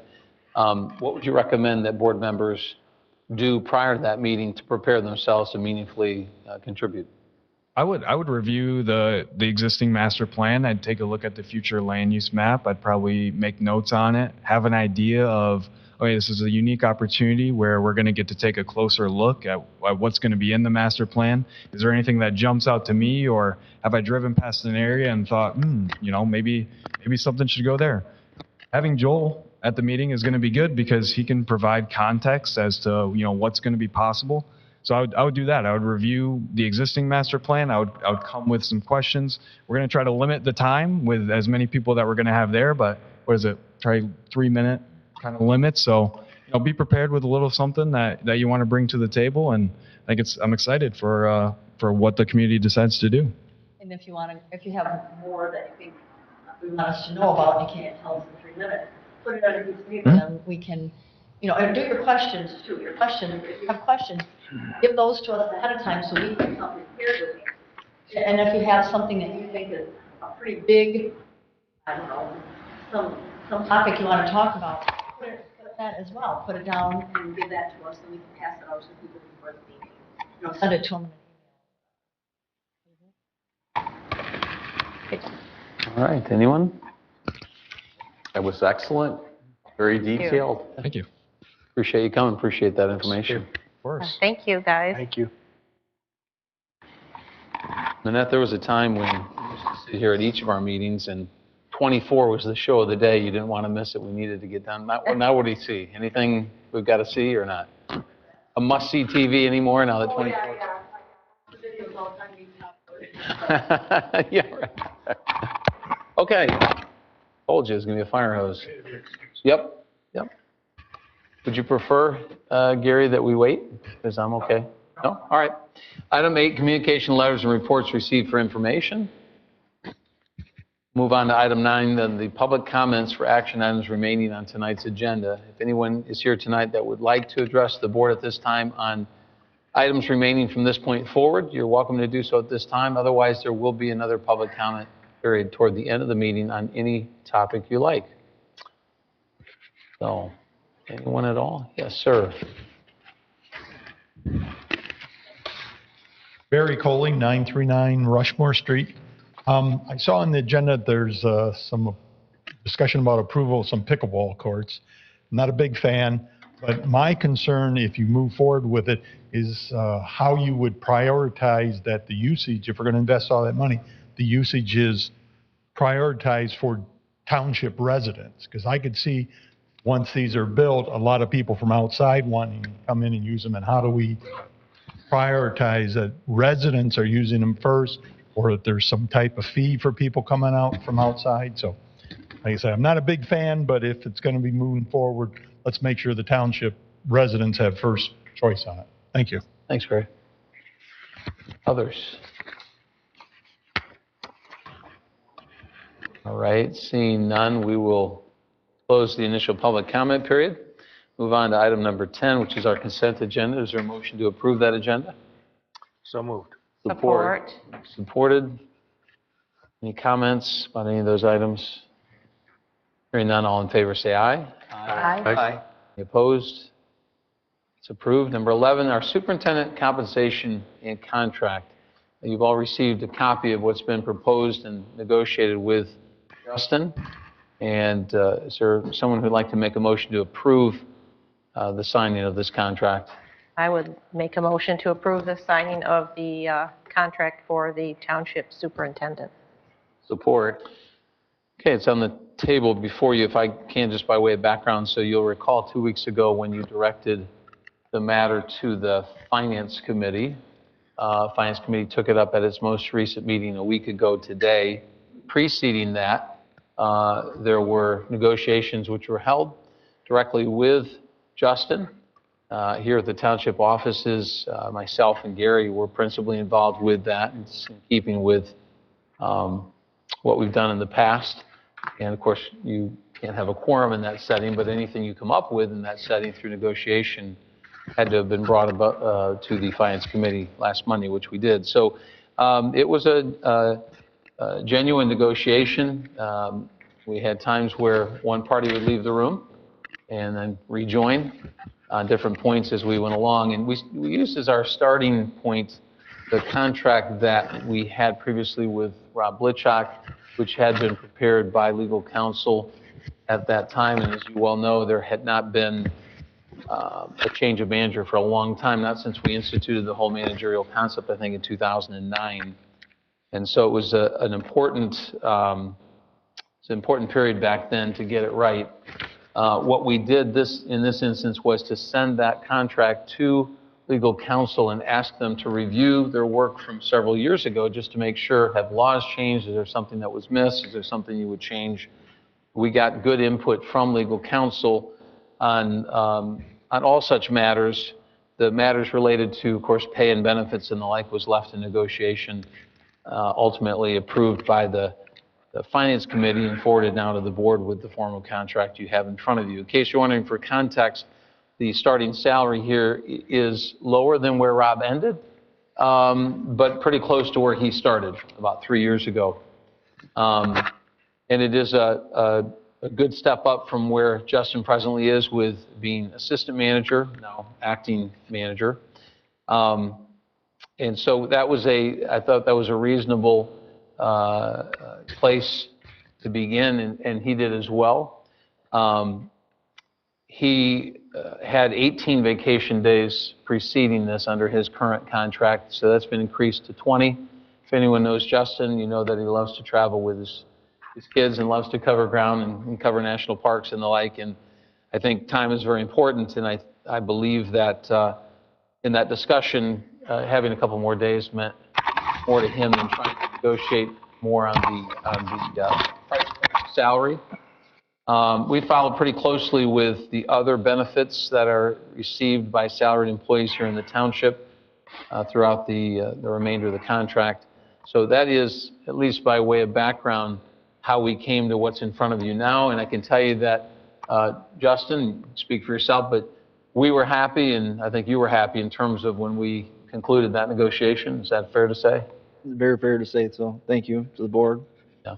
Yeah. So there's no division on points where we had to compromise in a difficult fashion. We really came together, and Gary was just describing some of the process. So it's on the floor. Questions, comments, anyone, either directly to Justin or among the board, whatever you like. I think the only other thing maybe to bring up is that we extended the years of the contract from 3 to 5. Yeah, explain that if you would. Gene, Well, right. we know that 3 years would bring us an election year, and that would probably not be a good thing with everything going on with elections to have a chance of losing a supervisor around that same time. So if I've added a couple more years to it, and it gives him longevity, which he says he wants here, and we can extend it from that. And so I think 5 years was a good starting point. Thanks for bringing that up, Gene, because it had historically been with Dan, it was 3-year contracts until the very end. I think it was a 3-year at the end, but forgive me if I'm wrong. It was 3-year with Rob, and Gene rightly pointed out not just the election year aspect, but I think there was a sense among this board, from what I could tell, that having a quick turnover a second time would not be healthy, that we were looking for a longer commitment, much as Justin might say, look, I'd like that commitment as well. We were looking for that as well, thinking we don't want to go through a transition at such a significant position anytime soon again. And I think Justin's words to us were, look, I live in Georgetown, I'm not going anywhere. So, fair enough, yeah. Paraphrased. So I was pleased, really pleased to get a little longer contract. Now, whether after that first 5 years, whether it would go something different, I guess will be for that board to decide. But thank you, Gene.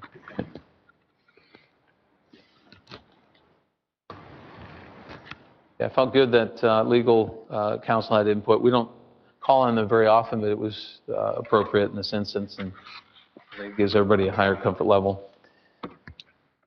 Well, just to mention a moment, 5 years is a very long time. Mm-hmm. But Justin is so solid. Started working here when he was 20 years old. We just felt that, and he was so highly, he is so highly regarded by our staff that 5 years is a long time, but we don't want to lose him. and that was part of it. And his dedication, we feel that, as Jim had just mentioned, the consistency of, we wish Rob had stayed a little bit longer, but 5 years would be, I think, work well for all of us, and then go from there. And just so no one's under any illusions, I don't think you are, but both sides could quit this contract in less than 5 years. There are certain stipulations about that, how much notice, by the way. And Gene, I think you might have brought this out in our conversation, but we made that a longer notice period as well, because it's a little tough to turn over in 30 days, as we did here recently. So we did extend that out to 90 days, but here again, if Justin wanted to move on for whatever reason, he's not an indentured servant, with or without a 5-year contract. He would leave without severance if that were the case, and if we were to let him go sooner than 5 years, which again seems unlikely, he'd be entitled to severance. So yeah, it's not as though it will absolutely last 5 years, but I think there's a sort of a moral commitment in a sense, and legally there are processes by which someone could terminate sooner. All right. Hearing no one else, there's a motion before you. All in favor, say aye. Aye. Any opposed? And we've said it before, but we'll say it again. Justin, congratulations, and we appreciate you, and we're really glad that you've taken on this position. Well, thank you. Thank you. I appreciate it. Thank you. And nice haircut. All right. Number 12. There is a request that was made to change zoning in a particular parcel of land, and the Planning Commission has recommended a denial. Is there a motion here from the board as to what to do with that resolution?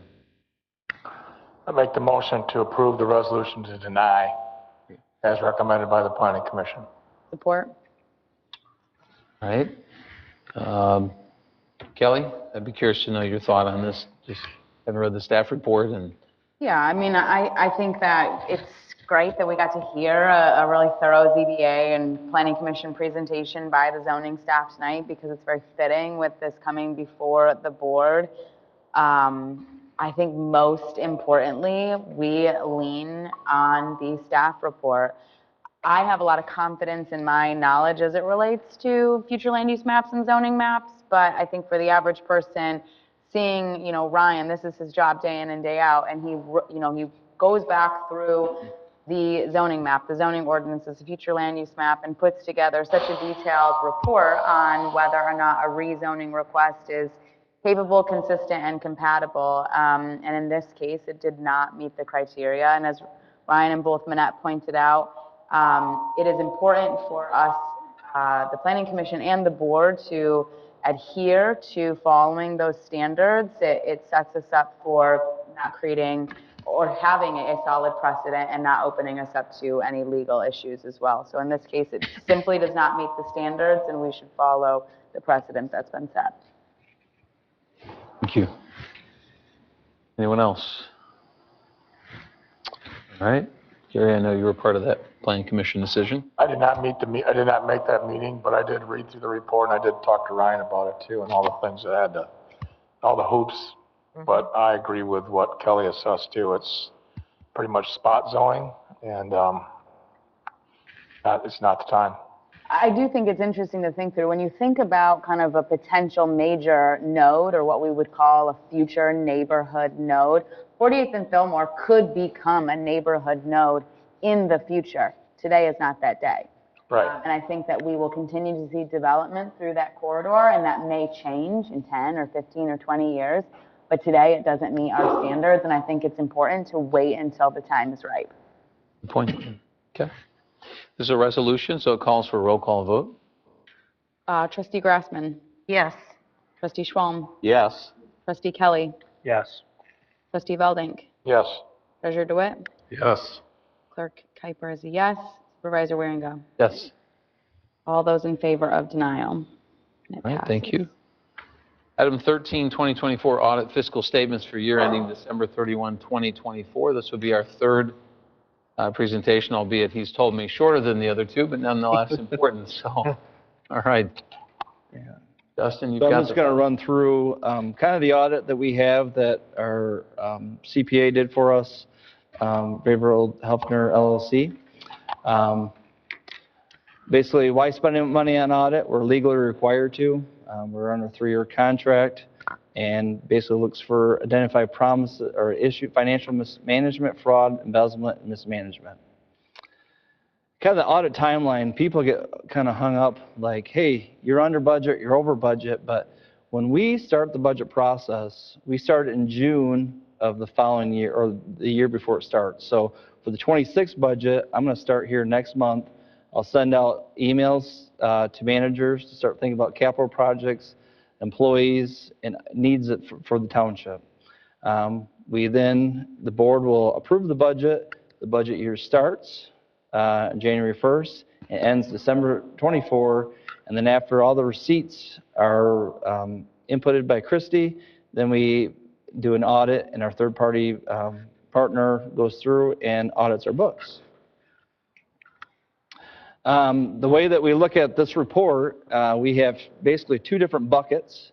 We have our green general bucket, and we have Joel's purple enterprise bucket. That's his favorite color, so I chose the purple bucket for him. So. And we also have the perpetual care fund. That's a piggy bank. The piggy bank can't be used for the enterprise fund, and there's different rules that comes into play. So this is a good snapshot that we had in 24 of where our money comes from and where we use it for the general fund side. Again, the green bucket. So 32% of our property taxes that we receive in Georgetown Township is part of the pie. A bigger percentage that we get is state revenue sharing. So we're relying on the state of Michigan through our population to give us a cut of the sales tax they charge to us, and we get that quarterly throughout the year. Kind of the trend the last 5 years was that we've had ARPA dollars that we're able to use on capital projects, and we had, in the last couple of years, investment income on a rainy day fund. Because of high interest rates, we're able to capitalize on those, and we're able to use them to offset dollars and offset costs to taxpayers. So the township collects property taxes, income streams from the federal government, revenue sharing, grants, investments.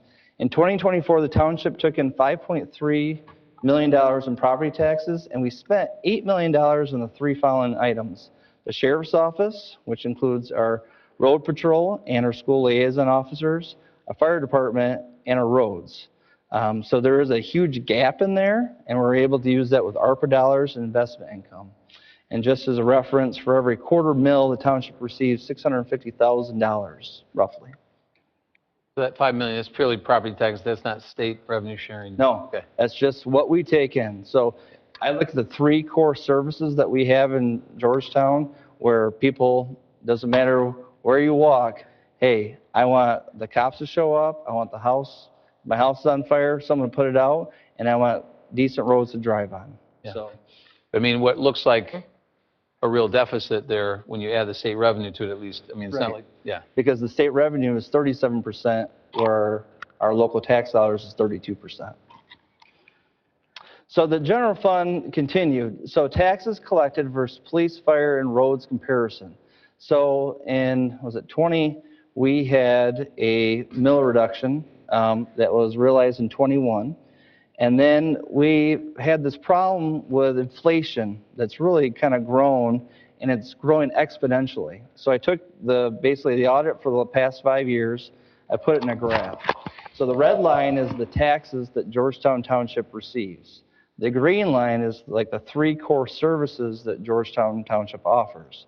And over time, this gap is growing and increasing to the tune of last year, there was a gap of almost $3 million. You know, by the way, how far back does a gap exist? Like I can see as far as 2020, there's a gap. I assume it was gapping before that, if you know, or? No, so in 20 it wasn't. 20, at the tail end of 20, we got, during 2020, most municipalities didn't work on projects or could work on projects because of state guidelines. So a lot of these capital projects that we would normally work on, we couldn't work on. And then also that time period, at that time, the president was giving out federal dollars at an enormous amount. So at that time, we had a huge increase of roughly $5 million sitting in a bank account that we received. So I think at that time, we had roughly $9 million in unassigned fund balance, plus the $5 million in ARPA dollars. So we had $14 million that we could use. You looked at 2021, which is a bit of an aberration. I was looking at 2020 and how there's still a gap there between taxes collected and police, fire, roads, et cetera. And I'm asking, so there's a disparity there, if you will, and it perhaps extends further back than 2020. Right. If we were to know those figures. In other words, there being a gap is maybe not unusual. Your point is, hey, that gap seems to be growing from what has been. And that's something when I start developing the 26 budget, I have to consider that this gap on average is increasing at this level, and I need to budget accordingly. So life without federal funds and interest income. The unassigned fund balance would have been reduced from 13.6 to 11.7. The lowest fund for the unassigned fund balance that I recommend going is no lower than $6 million, roughly 30 to 35% of fund balance. Some communities go lower. That's by choice.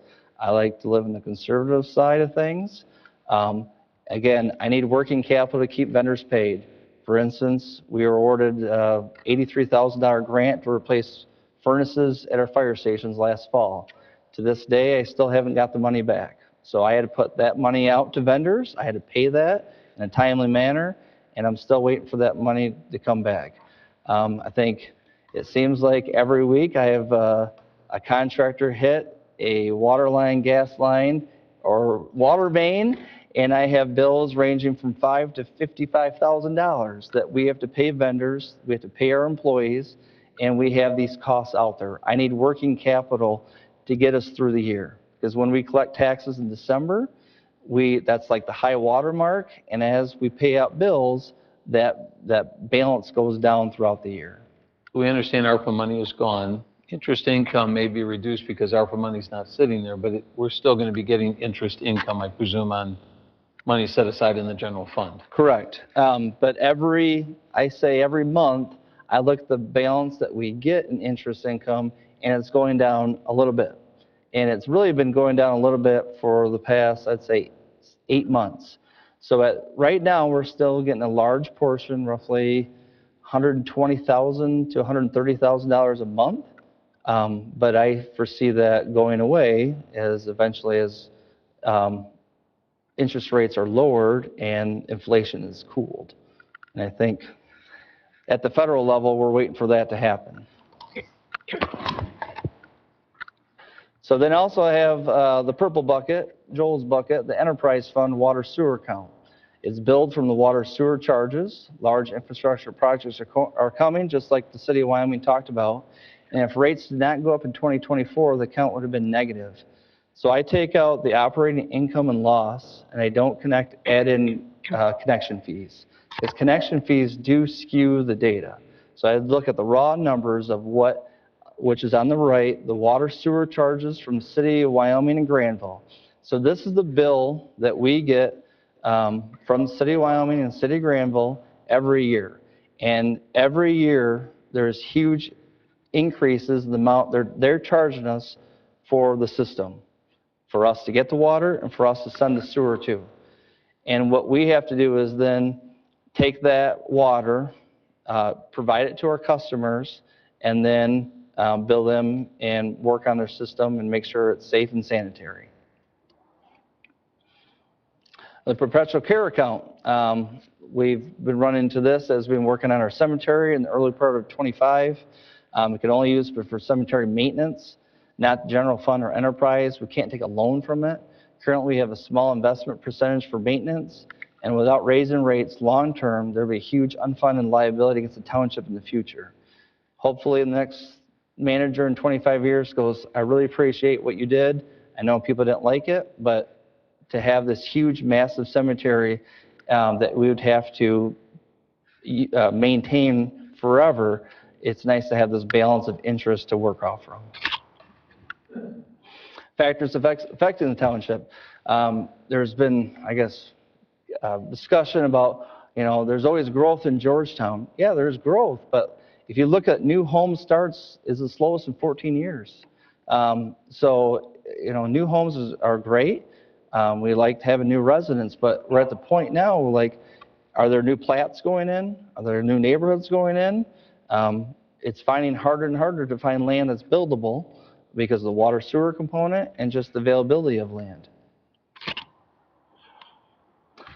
This is, I guess, the promising side of this, I guess, ARPA is, or this audit, is that in the past couple of years, we've really rode the wave of investment income. In 2020, we only, had $182,000 investment income between our water sewer and our enterprise fund and our general fund.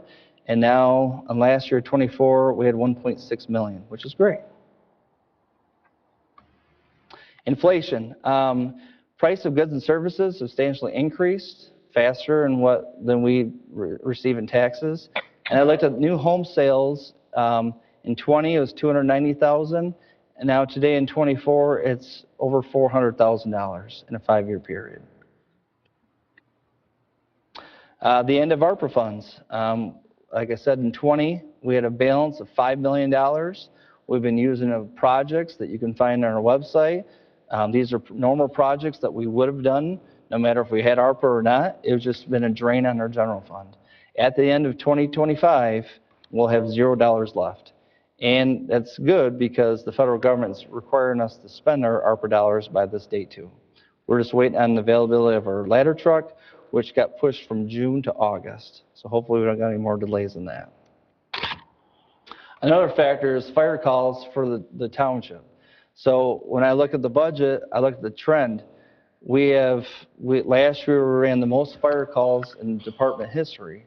In 2020, we had 20% of our population 60 and older, and I look at trends in the future, by 2030, it'd almost be a quarter. So when I look at fire calls, we also have a huge number of medicals that are called for second or third service, over beyond what our current unit is facilitating, and then those calls are then transferred to our fire department to respond. And then when I develop the 26 budget, we're going to have to consider this too, is that what's our new normal? It's not 700 calls, it's probably 1,000. And of that, what percentage is medical, roughly? I can't tell you off the top of my head, but it's substantial. In summary, so we need to look at required spending versus discretionary spending. The amount of property taxes received in 24 will not cover 8.9 miles of roads, sheriff's office, and the fire department, and we'll continue to budget conservatively into 2026. Where I got the 8.9 miles is you take our subdivision local roads, divide it by 20, and you come up to 8.9. So roughly, on average, we need to repave 8.9 miles of roads and roughly spend $2 million a year on roads. Justin, maybe I missed it, but why are you not including the state's contribution from a 6% sales tax? Going back to this? That makes our budget look much, much better. Now, I realize that fluctuates a little bit, but it's even more than we collect in property taxes. Right. But we don't have local control over that. So at the state legislative level, if they wanted to decide to cut that, they can. If they want to withhold payments, they could. We're at the mercy of the state. There's, local committees, our neighbors in Granville and Hudsonville both got, state projects worked on. A fire truck in Granville. City of Hudsonville got a rework of Berry and 32nd Avenue. We never got those types of projects. And from a budgetary standpoint, I can't expect that. But we'd expect something. Oh, I like you being conservative. Yeah, but I thought it was interesting when John Teeple was here the other day, and he said that every county is owed a fair amount of money from the state for mental health. And I think he said Ottawa County is owed $5 million, and Kent County is owed $10 million. The state requires them to have coverage for mental health, but they don't reimburse them. So what happens if the state goes, hey, we can do that. We'll just pay all these millions of dollars to these counties, we're sticking our revenue sharing.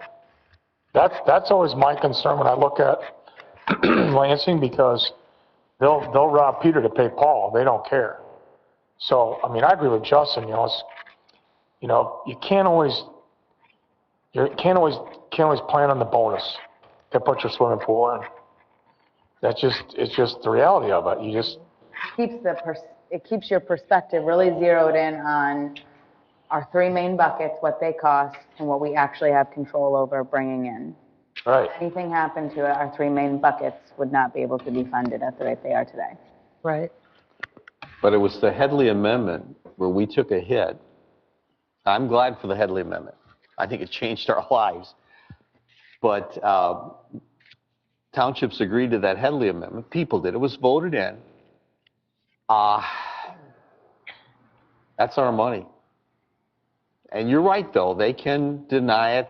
But that's why we have our representatives that we can challenge and say, listen, we need to get our money back. So anyway, thank you. I'd rather you be conservative. I don't think we've had an audit presentation. I appreciate it as one of your first acts right out of the box here. And I don't want it to be lost on us. One of the statements made then by our auditors was that Georgetown Charter Township complied in all material respects with the specified requirements referenced above during the year ended December 31, 2024. That's called the clean audit. So in case anybody ever asks you, residents ask you, throwing money around willy-nilly, we get audited every year. People fear an audit, right? We get audited every year. We know it's coming. We do it internally, right? Of course, we're asking to be audited, but it's not an inside job. It's an external job, and they have said you guys have complied in all material respects, which ought to give people a lot of confidence.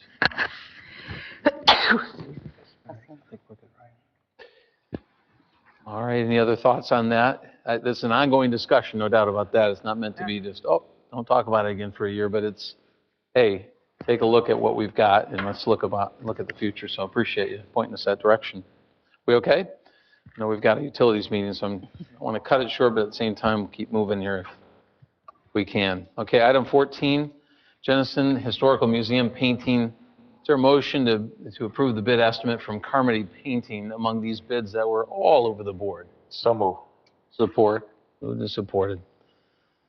Thoughts about that? It's been a while. If done right, it can last a while.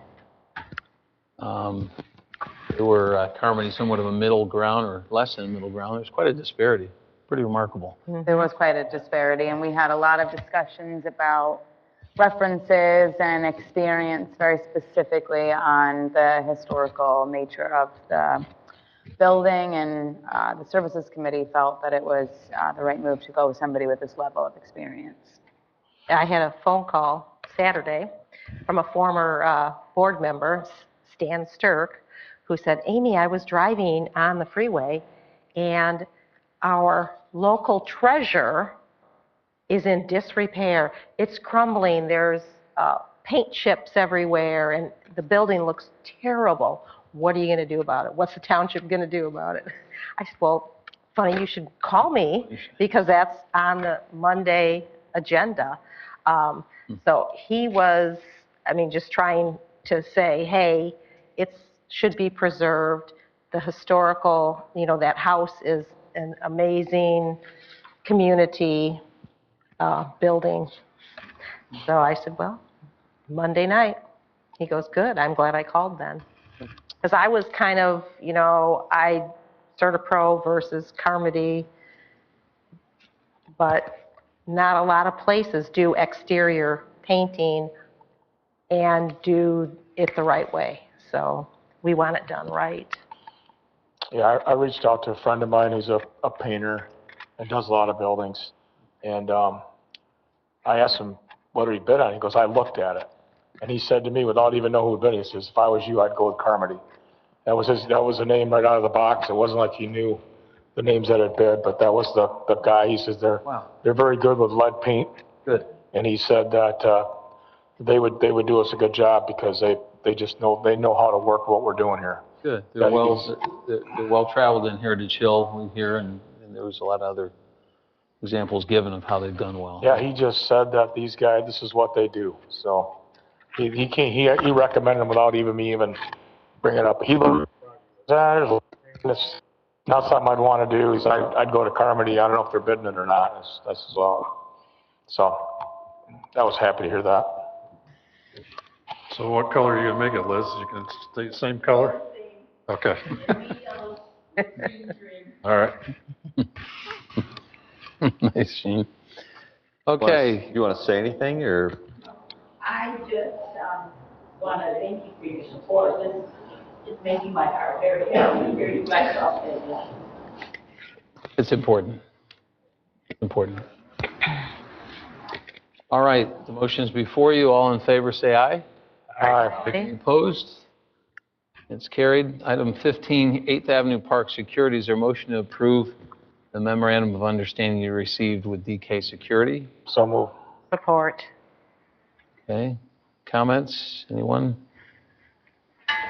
Are we, I was just reading over, we set on the time, 11 to 7.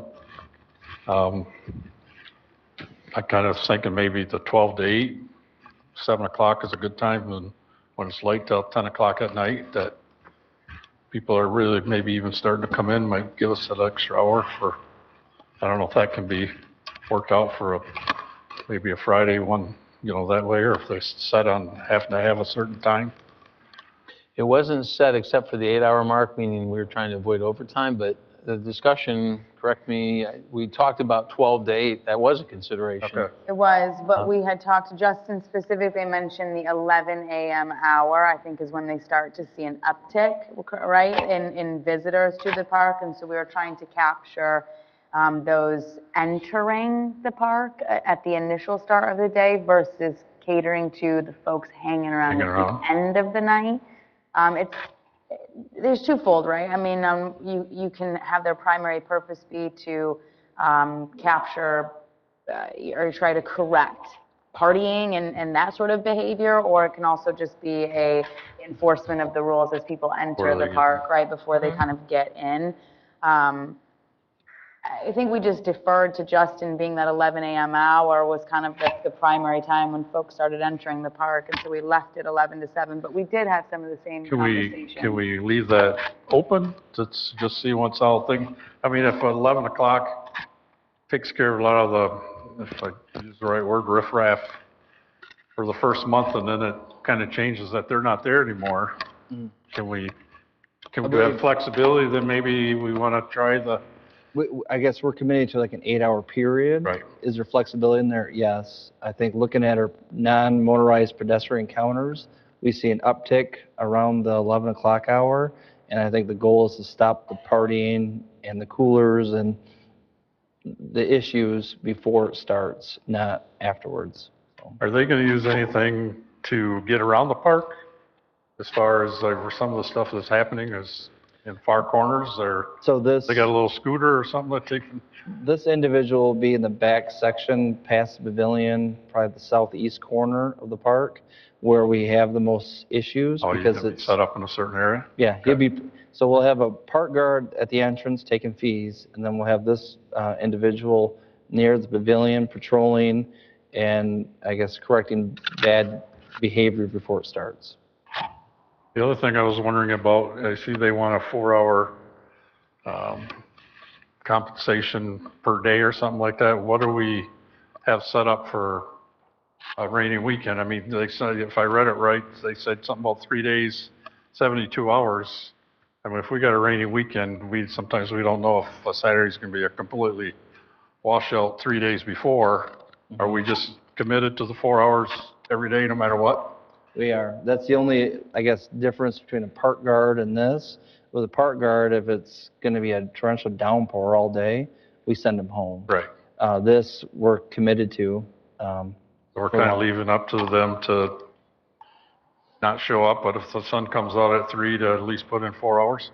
Yeah, I can talk to them more about that, but if we're paying them to be there, they're going to be there. Okay. Those are the questions I have. Anyone else? All right. Hearing nothing else then, all in favor say aye. Aye. Anyone opposed? Motion is carried. Item 16, the last item before our second public comment period. It's entitled pickleball, which is a little bit of a misnomer, I think, on here, but has to do with Concept 3 for Maplewood Park and Concept 2 at Rush Creek Park. Something arising out of the master planning for parks that was done by the prior services committee, consisting of John and Becky, and I know the last part had Amy, and preceding you there had been someone else, but you did a lot of work and didn't get to see it come to fruition, but now it's starting to come to that point of decision making. Is there a motion to at least place these before the board for discussion? It would be to approve as is stated there. So moved. Support? All right, now it's on the floor before you, and note that, correct me, service committee members, but I think it's plain here. We're not addressing 8th Avenue Park tonight. We're addressing Maplewood Park and Rush Creek Park. Fair statement? Fair. Yes. Okay, the floor is open. And I guess I'd make one point as we look at Maplewood first. There were 3 concepts we elected to recommend, at least to you, the least expensive of them. The main difference being that this proposal would not include additional parking lot or parking spaces there near the entrance. We felt that that grassy area was a nice area for people to recreate and enjoy, and plus it would be a good deal of cost, rather. So that's the Maplewood rendering right there for Concept 3. The problem with Maplewood is the 2 tennis courts that have been there have been in disarray for a long time. You really can't play if you are a player. You really can't play on them. And we looked at the volleyball sand area. We want to do away with that and put pickleball courts there and fix up the basketball court, because the basketball court is also in disarray. And my thought initially was, do we need basketball? But apparently it's very popular. So, and again, it's a neighborhood park. There's a lot of houses there that people can walk there, bike there, drive there. You know, the sand volleyball was an interesting idea. It could have been something that caught on, didn't appear to over time. I think cats like it, and so do kids. So, sorry, but the kids have a beach, you know, and so there are places to dig there. It seemed a modest proposal to introduce pickleball into the township. I think Barry made a comment earlier. This would clearly be a residential use. You're not going to travel a distance to use 2 pickleball courts in a area that's right in the center of a residential area on all sides. Correct. So that's the only new addition. The others are necessary maintenance. We haven't really done any maintenance. I think Justin can back me up on this, in 20 years at a lot of our parks. So all of a sudden, a lot of our parks need some care, tender love and care. If this passes, what's the timing? When are they going to get started? Because the only thing my concern would be is it is used a lot with a splash pad, and I hate to see a whole bunch of heavy equipment getting away with kids running around on that splash pad and using it a lot in the summer, hot summer days. You know, is it something that, I mean, I know we want to get it done as soon as possible too, but how much is it going to affect? I'm going to defer to Jeff Howlett's here. He works with Brian, Lisa Vandenbrink, and he can kind of talk about like next steps, as he's been involved with this process numerous times. Welcome, Jeff. Brian from Fleece and Vandenbrink have been working with the service committee to come up with these proposals and go over some of the detail, and I've been out of town, so I missed the last one especially, but where we kind of concluded with some of the things. But as it was mentioned, both this and the Rush Creek project could be concluded this fall, you know, depending on the bid gathering process and whatnot. It looks like it could fit in and be done this year, which would mean some construction going on there. But as it is right now, the driveway that goes through there, there's not a lot of parking up front in front of that it couldn't be just excluded and We can order it off and actually, put it off enough where they wouldn't interfere with yeah, I think, also sides or the back. yeah, I think it would be excluded enough that it wouldn't really interfere with what's going Okay. on in the splash pad and parking or any of that type of Because stuff. that gets used a lot, and I would hate It's to. a good concern, Gene. It's a know. good concern, yeah. Yeah. So, I guess I'm not playing sand volleyball anymore on Wednesday nights, so I'm giving that up, so. Sorry, Gary. No, you don't care. You have no love. Part of it had to do with what you wore when you played it, Gary. But I know. That's okay. I'll go someplace else. I'll go to Hound. You know, when we started this process, and we're telling you this, Jeff, there's Kia, there's Chevy, there's Maserati. You remember that conversation, right? I think so, yeah. And I was promised we were going to get different prices for different ways of building these things. And we're back to post-tension concrete. Oh, no. You know how much concrete I can pour for a third of that amount of money? A lot. And you know that. And everybody keeps going around me all the time because you're looking at $172,000. I'm like, what do we got? A professional people coming to play pickleball here? I mean, it's pickleball. I poured concrete tennis courts 30 years ago. They're still okay. They still work. I think the ones at Georgetown High School are probably 30 years old. They still play them. They're not post-tension. So I'm looking at this, and between the two, you're looking at $1.2 million. So the question has to be, are we prepared to raise taxes to pay for these things? So- Because that's what you're going to be doing to do this kind of money, I believe.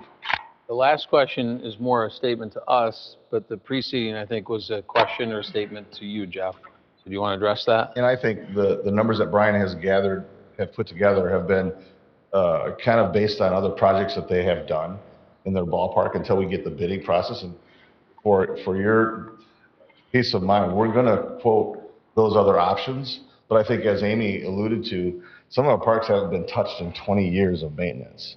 And that's what post-tension concrete assures you, that you will not have to touch that surface way beyond that, to be honest. So most often, anything that you have seen, and those are concrete, I think, I'm not sure, but are those concrete courts there? Tar.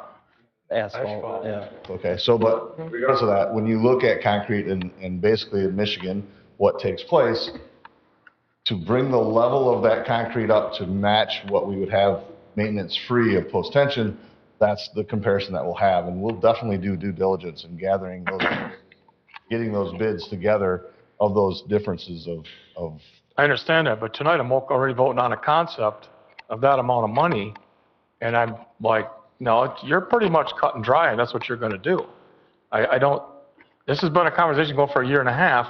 I have never seen a number yet where it's just concrete. It's always post-tension. Well, And that's where the expense comes. A lot of high school tennis courts when I was a coach, and they all had cracks and weeds growing in the cracks, and they were in disarray. Unity had to redo them. Jennison is redoing theirs. Theirs are in bad shape. They're redoing theirs. Yep. I mean, so many schools, they're all horrible. Do you remember playing racquetball? Yeah, I did. How many racquetball courts are open yet today? Now you're getting into a question of a fad. No, that's what my concern is. Could be a fad. Yeah, no, right, and those are fair concerns. So now, at least as it relates to the cost of post-tension concrete, can we wrap that segment up, and then we can talk about do we really need? I'm just saying, the concept right now is only post-tension concrete. That's all it is.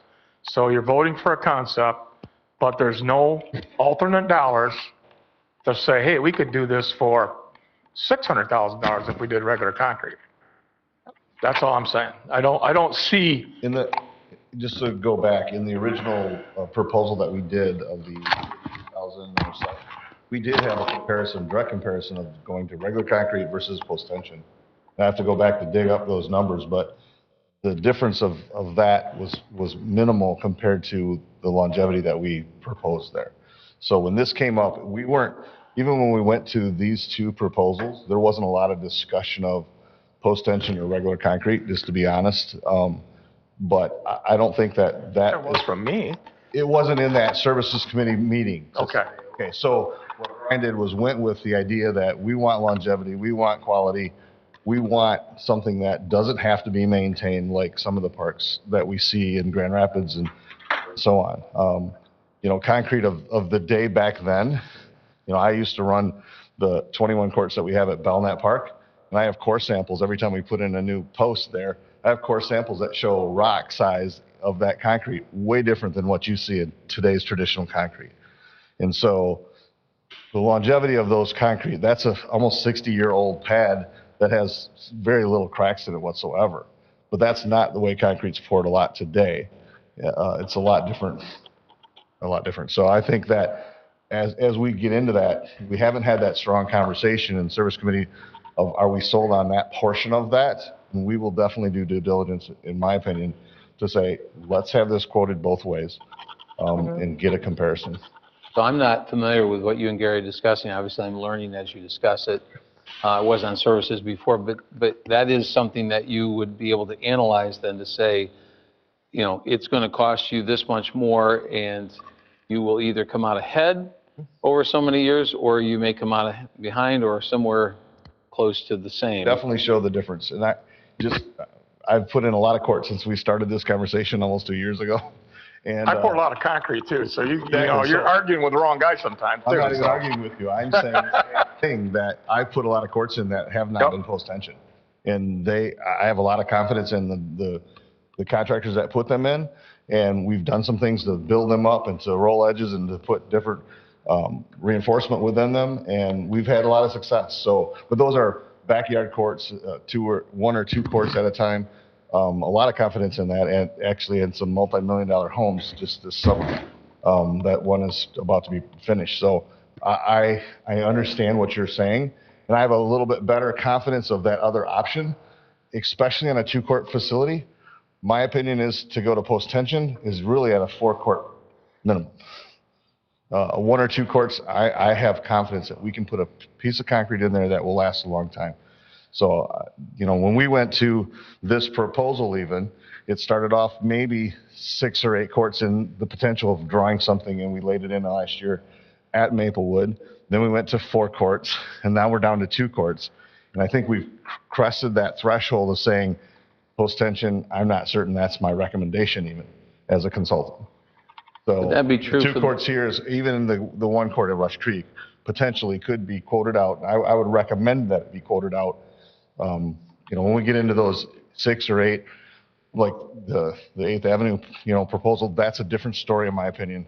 And that's kind of where we started all of this. So it's kind of evolved into a small application that I think I'm on board with what you're saying. And I'd like us We'll just say, if you're coring post-tension, be careful. Well, we're not coring post-tension. Okay. That's not a post-tension pad in Grand Rapids. No. That's what I'm saying. That's a traditional concrete, 5 or 6 inches deep. And it actually has stability, and it's built with the way concrete used to be poured. I'm just saying, post-tension, you don't want to core if you're not knowing. Oh, we don't know. That's definitely absolutely. You lose your Are life. we talking, you just said, so there's only 2 courts, maybe you quoted as regular concrete. Is the tennis court and also the basketball court also post-tension? Is that? Tennis court, I think, is a lot larger pad. Okay. I think that's where the post-tension started in that. Because it's more akin to 4 pickleball courts or something. Like okay, but how about the basketball? Basketball court, I've seldom seen a post-tension basketball court. Okay, so that's not what you bid that at or recommended it as? I don't think I recommended that, and I'm not sure. I haven't looked at it to see So if I hear you right, the 2 pickleball courts and the basketball court might be poured concrete, such as Gary's discussing. The tennis courts might be the post-tension, given its size or whatever, based on analysis and competing quotes. So you get where we are there with that. Absolutely. What do we do? I want to know board-wise, and Justin, as well as what you put in front of us, because we've got a figure here, and yet it sounds like we have a figure that is not, sorry to use the pun, but concrete. How do we proceed? Because we want to try to get it done this year. Yep. So that becomes a little problematic, yeah. First and foremost, you know, the differences in bids, even over the last few months, are 10 to 20%. So I'm confident that he put these together based on fairly recent past projects, but I don't necessarily put a lot of faith in these numbers. And even since after leaving the services committee discussion, I've had some similar conversations about pouring, 1-inch extra thick concrete with some wire kind of reinforcement throughout, and heard some different applications and ways to do it. And I think that's the beauty of, having a 3-member committee and then bringing it to the bigger board. I really appreciate Gary's, what you have to say and your experience in it now. I don't want to keep sending this necessarily back to committee. I think there's a way that we can kind of make some sort of decision today. I don't know that I'm comfortable necessarily even saying I agree to this number, though, because I do think that there's a way that we can, if we should agree on this work, and then actually putting together a bid document that shows what we want to bid out and show a couple options for that bid. And then go, do we have to approve a dollar amount, Justin, with it? Or can we just say this is the concept we approve and we'd like to go for bid with it? I think at this junction point, especially since Brian's not here, that we would basically do a motion to bid, and then after the bids come back, following our policy that when we have spend more than $20,000, we have to bid to at least 3 different contractors. We'll have all that laid out, and then we have concrete numbers. Yeah. As Brian mentioned to me today, his current cost estimates are rough and based on previous bid items, and has no contractor pricing has been attained yet. So that's our goal, is to really, and so in that process, I think what I hear, what we talked about was this was the approval to say, let's move forward with this to get the actual numbers like we did before. And prior to this, on the other project, when we were looking at the 12 courts, we did some of that. We brought in the 3 bids, we showed them all, we broke it right down into that. I don't think we've done that to this. No. On this. We're saying, is this what we're approving to move forward on? Let us do that due diligence and that homework to get that done. Yeah, I just want to take a step back, though, for some of the other members of the board not on the services committee, just to kind of reinforce how we ended up here. The other concepts that we were presented were essentially an expansion of the park and the services and the amenities being offered. And we really kept this to just the area that is currently utilized in terms of spacing. But as Amy mentioned, as others have mentioned, we are 20 years behind maintenance of these courts at this point.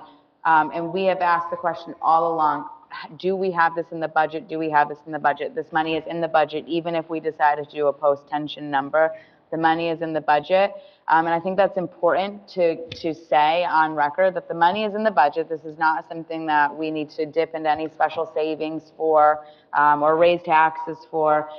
But the reality is, when we become a community like Georgetown that has a really great park system, whether it's our own parks or Ottawa County parks, but the parks that we choose to own and maintain, we have to maintain them. It's as simple as that. It's if we're going to choose to offer these amenities to our residents, we are obligated to maintain them.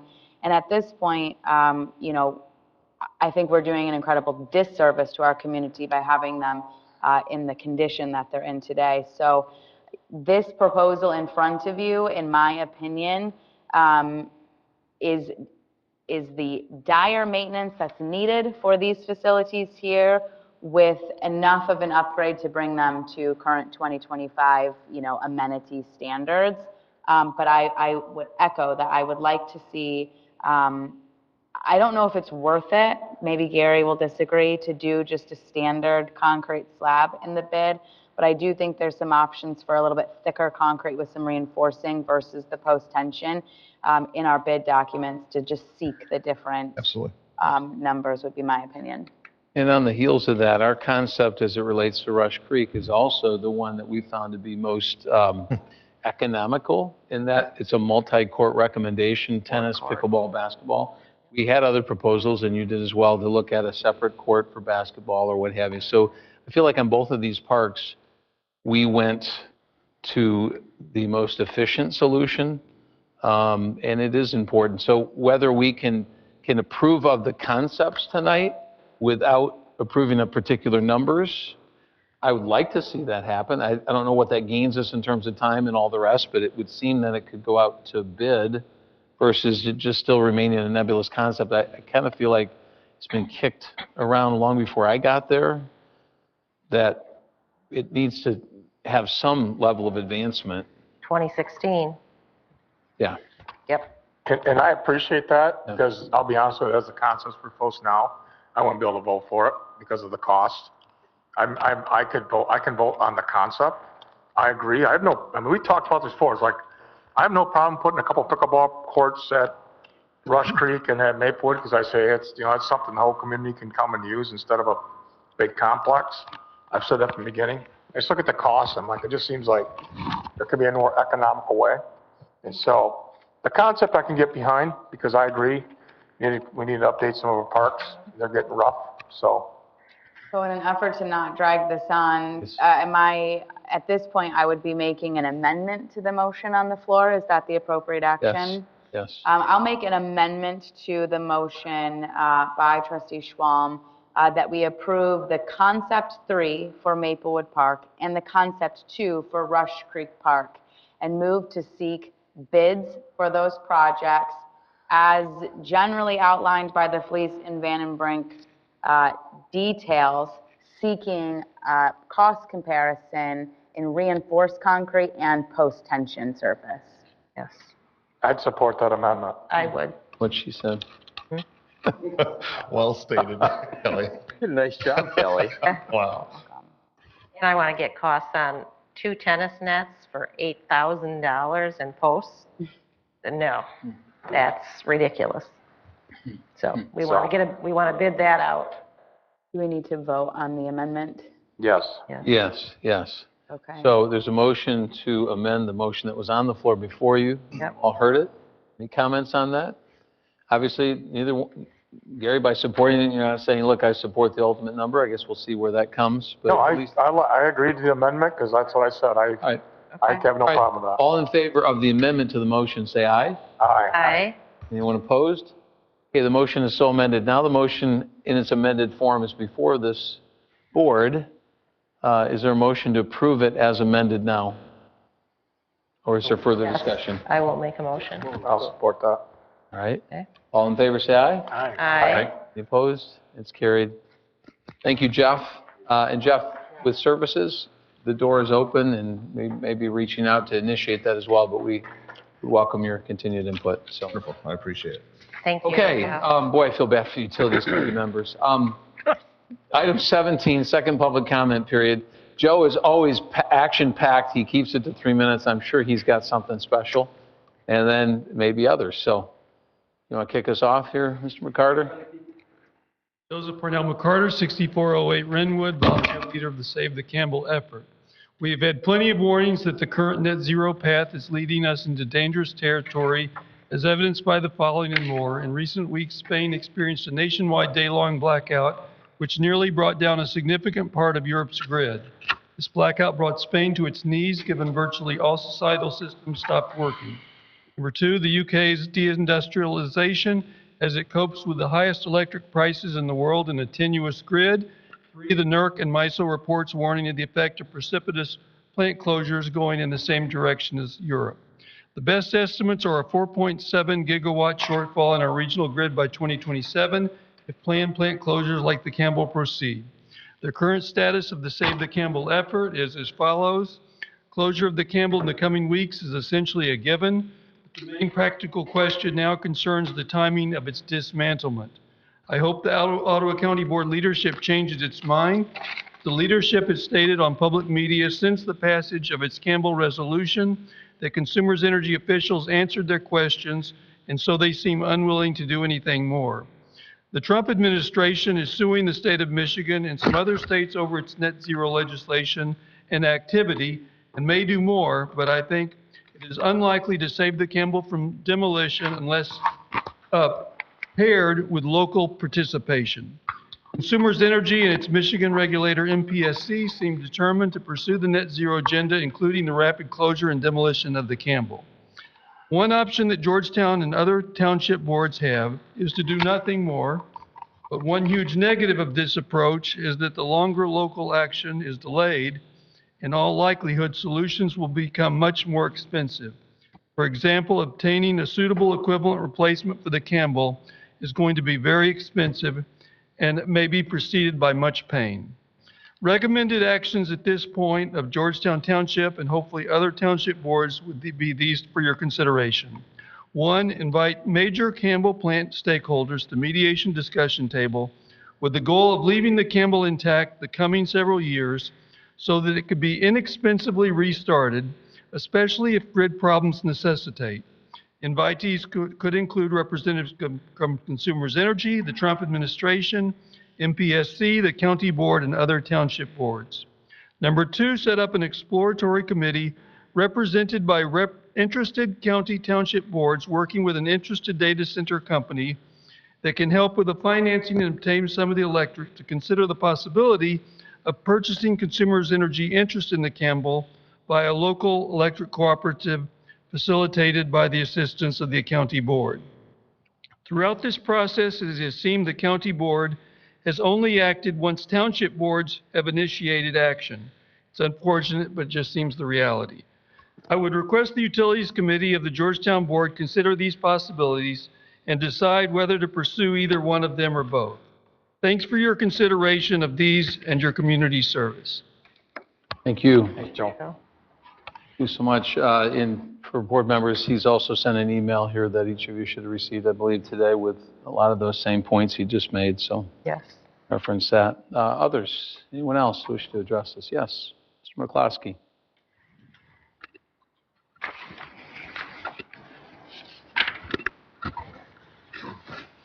It's 3540 Baldwin Street. I question the pickleball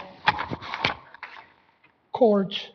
Amy said something about it, that ones that she knows about that is cracked, you know, because of age or whatever. Okay, what is the formula for pouring the concrete for them deals? Does anybody know? You know what? We probably don't know the answer to that, but this is your opportunity. Yeah, this is your opportunity to make your point of view, and then he could either choose to address it during board discussion or with you afterwards. So we don't want to take away from your 3 minutes if you want to continue. To dialogue, we're not permitted at this point. We need to listen. Okay. Gary talks about pouring lots of concrete. Okay, what is the mix that you use to pour concrete?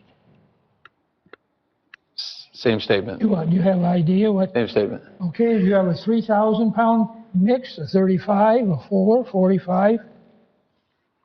Amount of concrete you use in there gets the strength of the concrete and everything too.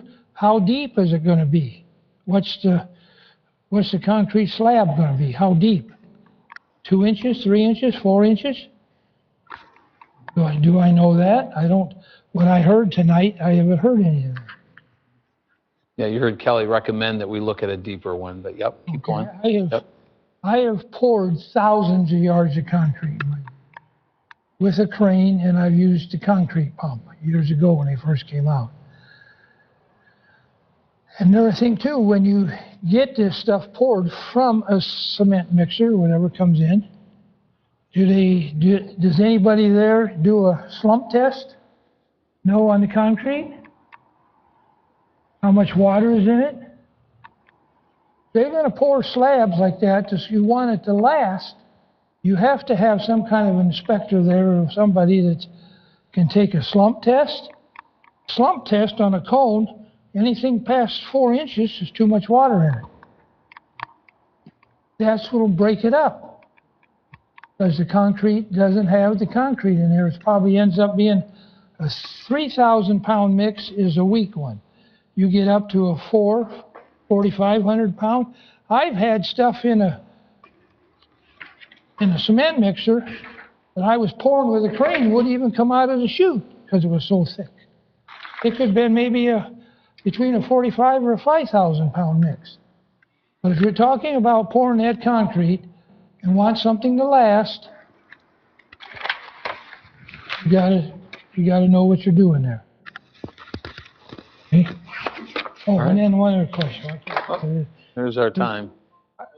Point well taken, though, Mr. McCloskey, meaning whoever we end up hiring or whatever route we go, we need somebody really capable. So I appreciate a quick that. question. Okay, you're talking about... Your 3 minutes is up and it's 9:30 and I got people who have another meeting after this. And they have another meeting after this, I'm sorry. So, thank you, though. And since it's only a question, you could ask it, because we won't be able to respond to you now. You could ask it of any one of us afterward who's not had to do another meeting. All right. Am I being rude? I don't want to, just thinking of it. That's fair. All right. That's fair. Yeah. I do want to hear, but I'm probably ignorant of what you're going to ask, and we've got to follow our rules, especially at 9:35. I just feel like I owe it to the next committee to keep moving. Okay. Yeah. Is there anyone else? Seeing none, we're going to close the second public comment period. Discussion, general information. I know that normally you all have things to share. I think I would say out of kindness to our friends in the Utilities Committee, maybe we want to move on unless there's something. Just real quick, we had an election last week, incredibly low voter turnout, but no matter how low it is, we still have the same dedicated group of people working. So it was a good day. It's going to be our only election this year, and it went well. Gave us the time to get all together before our elections next year. So. And Jim, this would be why I would still suggest that we put on an agenda to start the meetings at 6:30. I thought we might hear that. Isn't that a good segue? Come on. To bring it up. Yeah. Jim, sit between them. Motion to adjourn. So moved. Support. All in favor, say aye. Aye. Adjourn. Thank you.